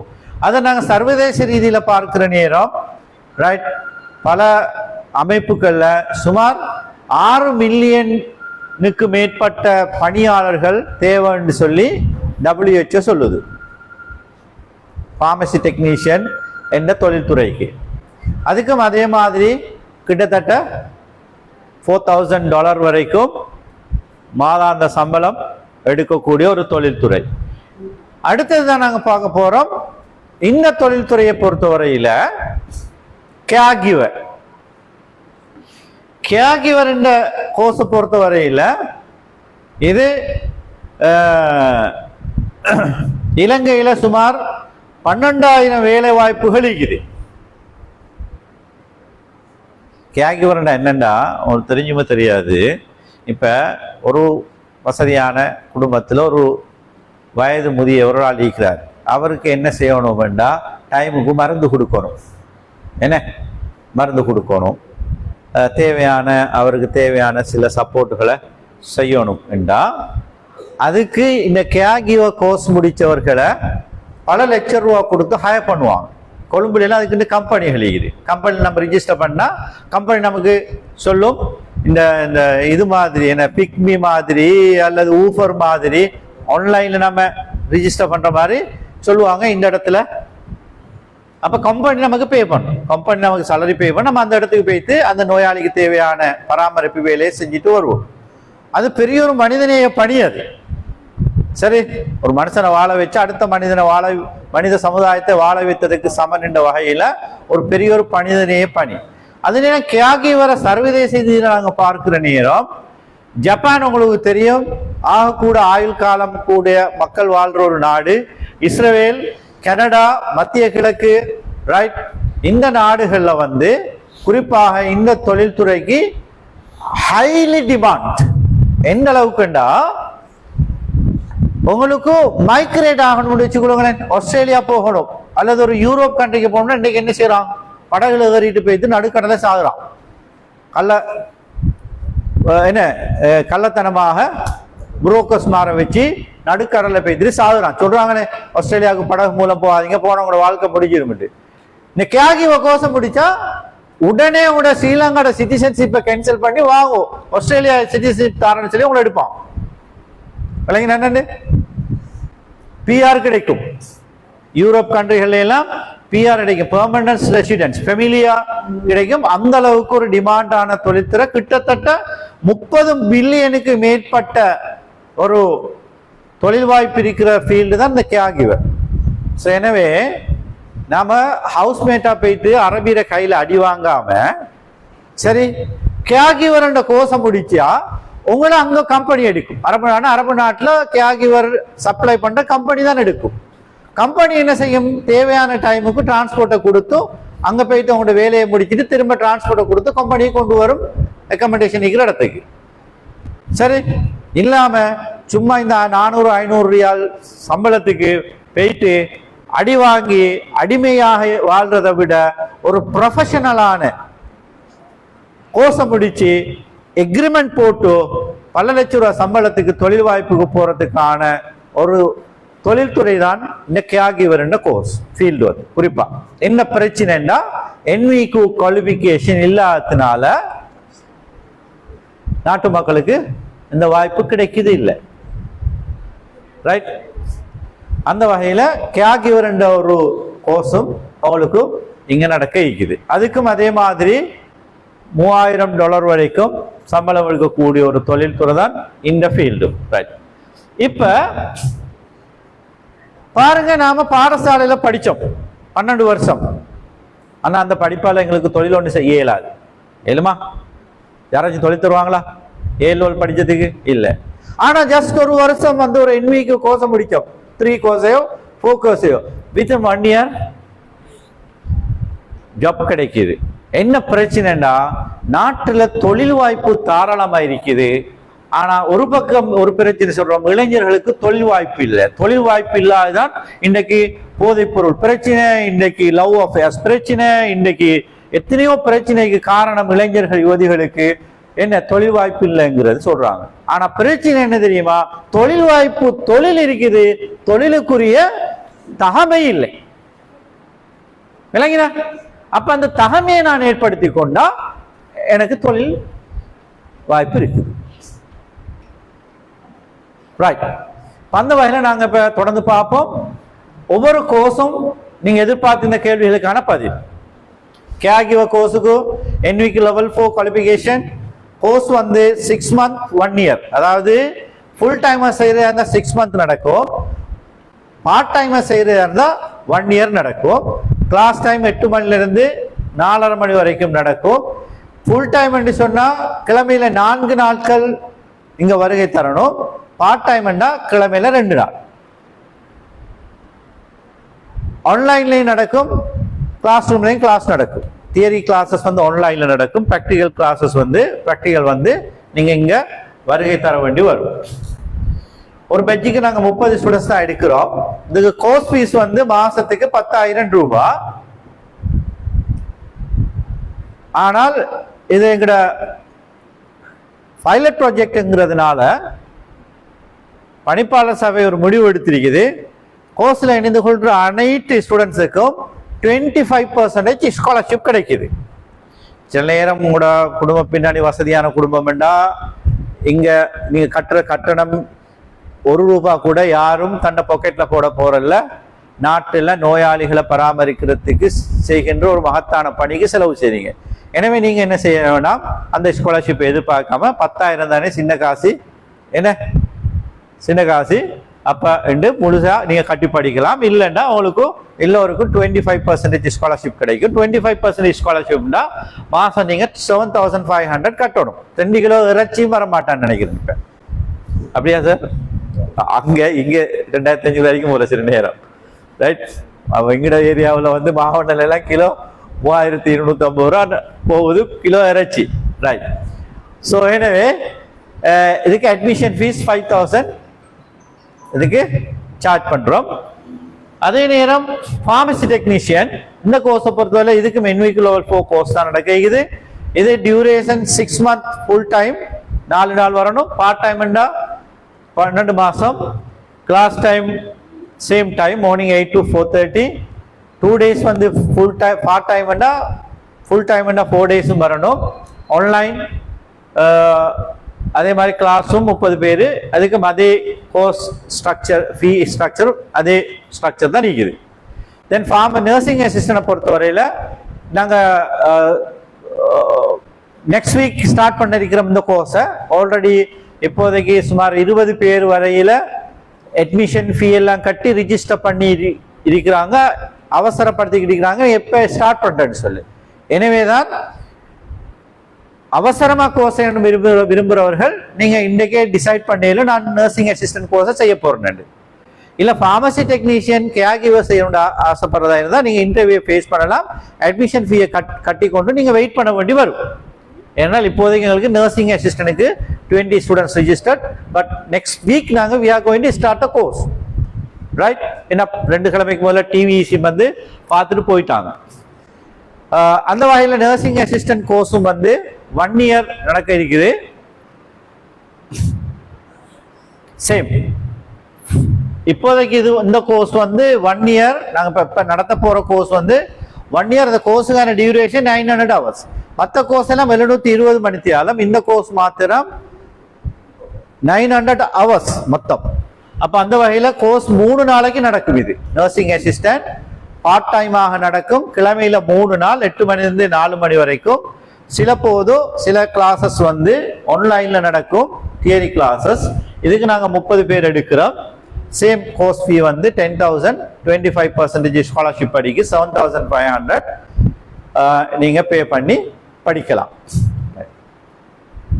அதே நேரம் கோர்ஸை நீங்க செய்து முடிக்கிறதுக்கு பிறகு நாட்டில் எந்த ஒரு நிறுவனமும் நீங்க செய்து முடிச்ச கோர்ஸுக்கு, நான் இந்த தொழில்துறையிலே 30 வருஷம் இருக்கிறேன். வொகேஷனல் ட்ரைனிங் சென்டர்ஸ் கவர்மெண்ட் தொழில் பயிற்சி நிலையத்தில் பணிபுரிந்து இப்ப நாடு பூராவும் இந்த ஃபீல்டில் இருக்கிறதுனால நான் சொல்லும், எனக்கு எந்த ஒரு நிறுவனமும் கோர்ஸை முடிச்சதுக்கு பிறகு ட்ரைனிங் ஏற்பாடு செய்ய மாட்டான். நாம தான் என்ன செய்யணும்டா, போயிட்டு ஒரு ஒர்க் ஷாப்பில் போயிட்டு கடிதம் பண்ண கொடுத்து இப்படி நான் கோர்ஸ் முடிச்சு எனக்கு 6 மாதம் ட்ரைனிங் தாங்கன்னு கேட்டால் அவங்க சில எடுப்பாங்க, சில எடுக்க மாட்டாங்க. சரியா? நீங்க எலக்ட்ரிக் கோர்ஸ் முடிச்சாலும் சரி, ஐடி கோர்ஸ் முடிச்சாலும் சரி, ஒரு கம்பெனியில் போயிட்டு 6 மாதம் ட்ரைனிங் இருக்கணும். NVQ லெவல் 4க்கு ட்ரைனிங் மஸ்ட். ட்ரைனிங் இல்லாமல் NVQ லெவல் 4க்கு அரசாங்கம் உங்களை சர்டிஃபிகேட்டுக்கு மதிப்பீட்டுக்கு எடுத்துக்கொள்ளாது. லெவல் 3க்கு அது இல்லை. லெவல் 3க்கு ட்ரைனிங் கட்டாயம் இல்லை, லெவல் 4க்கு ட்ரைனிங் கட்டாயம். ஏன் லெவல் 4ங்கிறால் யாரு? முதல்ல விளங்கப்படுத்தேன். லெவல் 4 குவாலிஃபிகேஷன் யார் என்று சொன்னா, அதை சிங்களத்தில் எப்படி சொல்லலாம், ஏட்ட தன்னத்துவ முகுத்ன என்று சொல்லலாம். அவருக்கு தெரியாமல் எதுவும் இல்லை. அப்ப லெவல் 4 குவாலிஃபிகேஷன்ங்கிறது என்னன்னா, குறிப்பிட்ட தொழில்துறையில அந்த தொழிலோடு சம்பந்தப்பட்ட எந்த ஒரு விஷயமும் தனக்கு தெரியாம இல்லை என்று இருந்தா மட்டும்தான் அவர் லெவல் 4க்கு குவாலிஃபைட் ஆகுவார். சோ அந்த வகையில அந்த தரத்தில் உங்களை பயிற்றுவிக்கிறதுக்குரிய சகல மனித பௌதீக வள ஏற்பாடுகளோட எஸ்கா இருக்குது. சரி, அதே நேரம் உங்களோட இந்த கோர்ஸை முடிச்சதுக்கு லெவல் 4க்கு குவாலிஃபிகேஷனுக்கு போறதுக்கு நீங்க 6 மாத காலம் எங்காவது ஒரு இடத்துல ஒரு ஹாஸ்பிட்டல்ல நர்சிங் அசிஸ்டன்டாக ட்ரைனிங் இருந்த கடிதம் கொண்டு வரணும். அந்த வேலையையும் எஸ்கா செய்யும். விளங்கினா உங்களுக்கு? ஏன்னா எங்களோட ஒப்ஜெக்டிவ் என்னன்னா, எஸ்காட ஒப்ஜெக்டிவ் என்னன்னா வறுமை ஒழிப்பு, வயிற்று பசிய போக்குறது, இளைஞர்கள் யுவதிகளை தொழில் வாய்ப்பு இன்மையே இல்லாமாக்குறது, மேலும் உழைக்கணும் என்று விரும்புகிற ஆக்களை ஃபௌசாஜியார் நான் வாரத்துக்கு 2 நாளைக்கு மேலே கால் பண்ணி சொன்னாரு, Mujib there is a happy news, எங்களுக்கு ஒரு கம்பெனி வந்துக்குது இந்த ஃபீல்ட் தொழில்துறையில கோர்ஸ் முடிச்சு வாராக்களை மைக்ரேட் பண்ணி ஆஸ்திரேலியாவுக்கு எடுக்கிறதுக்கு. விளங்கினா? ப்ராமிஸ் இல்லை, நான் சொல்றது ப்ராமிஸ் அல்ல, அவருடைய முயற்சியில் அவர் எனக்கு தந்த தகவலின் படிக்கு. அப்ப எங்களோட நோக்கம் வந்து என்னென்னால் கோர்ஸ் ஒன்று நடத்துறது அல்ல, இது தொழில் பயிற்சி கடை அல்ல. இளைஞர்கள் யுவதிகள்ல வேலை வாய்ப்பின்மையை இல்லாமக்குறது, வயிற்று பசிய போக்குறது. அப்படி என்றிருந்தா உங்களுக்கு கோர்ஸ் செஞ்சு கொண்டிருக்கிற காலத்திலேயே உங்களுக்கு தெரியும், அல்ஹம்துலில்லாஹ் இஸ்காக்கு இருக்கிற குட்வில்ல பிரைவேட் கவர்மெண்ட் ஹாஸ்பிட்டல்கள் எங்களுக்கு எங்களோட பிள்ளைகளுக்கு இடம் தரும் ட்ரைனிங்குக்கு. அப்ப எஸ்காவே உங்களை என்ன செய்யும்னா, இந்த தொழில்துறைக்கான இடங்கள்ல ட்ரைனிங் அமர்த்துவாங்க. அப்ப ட்ரைனிங் அமர்த்தினா ஆல்ரெடி நீங்க அந்த சூழல் 6 மாசம் பழகியாச்சு. நான் கண்டிருக்கிற எத்தனையோ பிள்ளைகள், இந்த ட்ரைனிங் போன பிள்ளைகள் ட்ரைனிங் போன இடத்துல நல்ல பேர் எடுத்தவங்களும் அந்த நிறுவனம் உடனே நீங்க போகணும் ட்ரைனிங்கை முடிச்சுட்டு எங்களோட இருங்க என்று சொல்லி சம்பளத்துக்கு தொடர்ந்து அவங்களுக்கு அப்பாயின்மெண்ட் கொடுத்து அவங்க வேலைக்கு எடுத்திருக்கிற வரலாறுகள் நான் பல ஆயிரக்கணக்கான வரலாறுகளை கண்டிருக்கிறேன். சரி, அப்ப அந்த வகையில அவங்களுக்கு அதற்கான வெளிக்கால பயிற்சியையும் ஒன் த ஜாப் ட்ரைனிங் ஏற்படுத்தி தரம். எஸ்காவில் கூட உங்களுக்கு என்ன செய்ய இயலும் என்றால் இங்க ட்ரைனிங் இருக்கலாம். ரைட், ட்ரைனிங்குக்கு அவங்களுக்கு சாப்பாடு 3 நேரம் தருவாங்க. ரைட், வேலை சிச்சுவேஷனை பத்தி நீங்க அங்க படிப்பீங்க. ரைட், இந்த வாய்ப்புகள் எல்லாம் அவங்களுக்கு எங்க கிடைக்க இருக்குது. இப்ப நான் உங்களுக்கு காட்ட போறேன் மார்க்கெட் ரேட்ஸ். மார்க்கெட் ரேட்னா என்னன்னா பாருங்க, கேகிவரோட கோர்ஸுக்கும் இந்த ஒஸ்ட்ரோன்ற ஒரு ஹாஸ்பிட்டல் இருக்குது மாவனல்லையில், ஒரு பிரைவேட் ஹாஸ்பிட்டல், பெரிய ஹாஸ்பிட்டல், பெட்டிகுலர் ஜிவி ஹாஸ்பிட்டல் மாதிரி ஒரு பெரிய பிரைவேட் ஹாஸ்பிட்டல். அவங்க கேகிவர் கோர்சஸ் நடத்த போறாங்க. மாசம் 15,000 ரூபா. But not NVQ. என்ன இது, நான் இது மீடியாவுக்கு போகுது, நாட்டில் எல்லாரும் பார்த்துட்டு இருக்கிறாங்க. நான் போய் சின்னடா மாட்டிக்குவேன். சரியா, எனக்கு எதிராக வழக்கு போட்டுருவான், நீ எங்களை பத்தி பிள்ளையா ப்ரொமோட் பண்ணீங்கன்னு சொல்லு. எனவே நான் இது எல்லாத்தையும் ரிசர்ச் அடிப்படையில் சொல்றேன் டிவிசி வெப்சைட்ல. But they are not registered organisation for the NVQ. Right, அதே மாதிரி பாருங்க 5 லட்சம் ரூபாய் எடுக்க போறாங்க நேர்சிங் கோர்ஸ். இப்ப நீங்க இங்க எவ்வளவு நர்சிங் கோர்ஸுக்கு கட்ட போறீங்க? ஜஸ்ட் 7,500 ரூபா. 12 தர 7,500 கிட்டத்தட்ட எவ்வளவு, ஒரு 85,000-90,000 ரூபாய் வரப்போகுது. இதுதான் மார்க்கெட் ரேட். தொடர்ந்து நீங்க பார்க்கலாம். இப்ப அதே எஸ்கா 7,500 இதை சார்ஜ் பண்ணுது. அதே நேரம் உங்களுக்கு இன்னும் ஒரு கிரேட் ஆப்பர்ச்சுனிட்டி இருக்குது. நீங்க ஜகாத் பெற தகுதியான ஒரு அநாத பிள்ளையா இருக்கிற மிகவுமே கஷ்டப்படுற குடும்பமா இருந்தா அதுக்கும் டோனரை செட் பண்ணி உங்களுக்கு எஸ்கா ஏற்பாடு செய்ய தரும். But it's not promised. அதை சொல்லிட்டு எங்கட சேர்மன்ட்ட கன்செப்ட் என்னண்டா, எந்த ஒரு பிள்ளையும் காசு கட்டி படிக்கிறதுக்கு வழி இல்லைன்னு போட்டு கோசுக்கு வார பிள்ளைய நீங்க விட்டுறாதீங்க. இது எங்கட பாலிசி. ஃபௌசாஜியா தொடர்படுற எந்த ஒரு நிறுவனத்தையும் இதான் பாலிசி. ரைட், எனவேதான் நான் திரும்ப சொல்றேன், இது பணம் சம்பாதிக்கிறதுக்கு உருவாக்கப்பட்ட நிறுவனம் அல்ல, மனிதநேய பணியை செய்கிற நிறுவனம். மற்றும் ஒரு மனிதநேய பணியாக இளைஞர் யுவதிகள்ல வேலை வாய்ப்பை வறுமை ஒழிப்பை போக்குறதுக்காக நடத்தப்படுகிறது. இதை நாங்க டோட்டலா பார்க்குற நேரம் வரவும் செலவும் பேலன்ஸ் ஆகும். சொல்லப்போனா ஏன் இது படிப்பிக்கிற லெக்சர்ஸுக்கு சம்பளம் கொடுக்கணும், பொருள் வாங்கி கொடுக்கணும், கரண்ட் பில், தண்ணி பில், ஏனைய செலவுகள் என்று பார்க்கிற நேரம் கிட்டத்தட்ட நம்ம பே பண்ற அந்த அமௌண்ட்டும் செலவும் சமனாயிக்கும். அப்ப அந்த வகையில இது ஒரு முதலீடு. இது என்ன செலவு அல்ல, இட்ஸ் இன்வெஸ்ட்மெண்ட். ஒரு முதலீடு. ஒரு வருஷம் முதலீடு செய்தால் அடுத்த வருஷம் அதை நாங்க வித்தின் 1 or 2 months ஏர்ன் பண்ண போறோம். எனவே அந்த வகையில இதுவரையும் நான் விளங்கப்படுத்தின இந்த விஷயங்களோடு சம்பந்தப்பட்டு உங்களுக்கு ஏதாவது கேள்விகள் இருக்கும் என்று இருந்தா இப்ப உங்களுக்கான டைம். இன்டர்வியூல நீங்க மிச்சம் கேள்வி கேட்கறதுக்கு வாய்ப்பு இருக்காதுன்னு எல்லாத்தையும் நான் விளங்கப்படுத்திட்டேன். ரைட், உங்களோட டாக்குமெண்ட்ஸை செக் பண்ணி பார்த்துட்டு உங்களுக்கு இன்ட்ரெஸ்டான ஃபீல்டு எதுன்னு செலக்ட் பண்ணி எடுத்துட்டு அந்த நான் சொல்லப்பட்ட அந்த ரிசல்ட்ஸின் அடிப்படையில் உங்களுக்கு இருக்குமென்று இருந்தால் நீங்கள் ஆட்டோமேட்டிக்காக செலக்ட் ஆகுவீங்க. ஏன்னா வேக்கன்ட் இருக்குது 20 பேர், நாங்கள் 30 பேர் எடுக்கிறோம் ஒரு பெட்ஜுக்கு. அந்த பெட்ஜ் நாங்கள் நெக்ஸ்ட் வீக் ஸ்டார்ட் பண்ணோட திரும்ப அதே மாதிரி இன்னும் ஒரு பெட்ஜ் நர்சிங் அசிஸ்டன்ட் நாங்கள் ஸ்டார்ட் பண்ணுறோம். So you Ola lucky. உங்களுக்கு நான் சொன்ன இந்த கேட்டகரிஸுக்குள்ளே நீங்கள் இருப்பீங்களாக இருந்தால் நீங்கள் எல்லாரும் ஆட்டோமேட்டிக்காக கோர்ஸுக்கு செலக்ட் ஆவீங்க. யாரும் நீங்கள் என்ன செய்து தேவையில்லை, மனம் தளர்ந்து போக தேவையில்லை, எனக்கு வாய்ப்பு இல்லாமல் போக வேண்டியது. ரிலேஷன்ஸ் எல்லாம் இருப்பாங்க வீட்டில், இந்த வெளிநாட்டுக்கு போகிறவங்க லேடிஸ், அவங்க ஒரு குவாலிஃபிகேஷன் இருக்கிறாங்க, சும்மா இதாக போகிறாங்க. அவங்க கேர்டேக்கருக்கு ஒன்றும் தேவையில்லை. ரசிகா சார் படிக்கிறேன்னா கோர்ஸ் எங்கட டிரெக்டர்ல ஒரு ஆள் டாக்டர் லாபீர் சொல்றாரு, இதை ஞாபகப்படுத்த சொல்லி. இது உண்மையான விஷயம், முக்கியமான விஷயம் என்னண்டா அவர் சொன்னது நேரம் எனக்கு நான் லைஃப்ல சந்திச்ச ஒரு சம்பவத்தை சொல்றேன். இப்போ ஒரு 25 வருஷத்துக்கு முதல்ல நான் சவுதி அரேபியா ரியாத் ஏர்போர்ட்ல வேலை செய்யற நேரம் ஹொரோபத்தான ஒரு பொடியன், முஸ்லீம் பொடியன் ஒன்று தான்.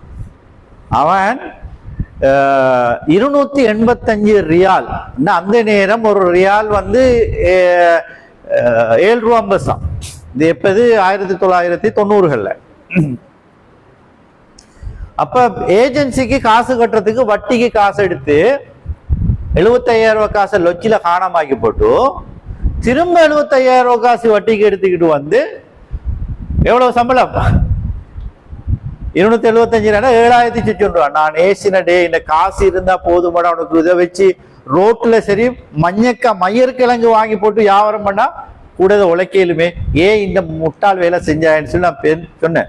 இந்த சம்பவத்தை ஏன் நான் இந்த இடத்துல சொல்றேன்னா, நாம ஒரு ப்ரொஃபஷனல் குவாலிஃபிகேஷனோட போனோம், ரைட்? பாஸ்போர்ட் எடுத்துட்டு ஹவுஸ்மேட்டா போய் அவமானப்பட்டு அடி வாங்கி எத்தனையோ சம்பவங்களை கேள்விப்படுறோம். அதை விட ரைட், நாங்க ஒரு தகமையை வளர்த்து கொண்டு இந்த மாதிரி கேர் கிவர் கோர்ஸ், உங்களோட வீட்டில் இருப்பாங்க, உங்களோட அடுத்த வீட்டில் இருப்பாங்க, கஷ்டப்படுற குடும்பம் இருக்கும், சரிதானே? அவங்களுக்கு சொல்லலாம், நீங்க எஸ்காவுக்கு போயிட்டு விசாரிங்க, உங்களுக்கு இப்படி என்ன சர்டிபிகேட்டோட உங்களை வெளிநாட்டு போறதுக்கான ஏற்பாடு செய்து தருவாங்க என்று சொல்லி நீங்க அவங்களுக்கு அறிமுகப்படுத்தி ஒரு நன்மை. என்னால ஒரு மனுஷனுக்கு வழிகாட்ட எலுமெண்டா, என்னால ஒரு மனுஷனுக்கு ஒரு நல்ல ஆலோசனையை கொடுக்க எலுமெண்டா, அவர் செய்கின்ற அந்த பணியினால் அவருக்கு கிடைக்கிற நன்மையால எனக்கு நன்மை கிடைக்கும், ரைட்? எனவே அந்த வகையில அந்த விஷயத்தை நீங்க கட்டாயம் ஷேர் பண்ணி கொள்ளுங்க என்று வேண்டிக் கொண்டு, உங்களுக்கு ஏதாவது கேள்விகள் தெளிவின்மைகள் இருக்கும் என்று இருந்தா இப்ப நீங்க கேட்டு தெரிஞ்சு கொள்ளலாம், ரைட்? இதுக்கு பிறகு ஒரு சின்ன பிரேக்கை தொடர்ந்து உங்களுக்கான நேர்முக பரீட்சை நடைபெறும்.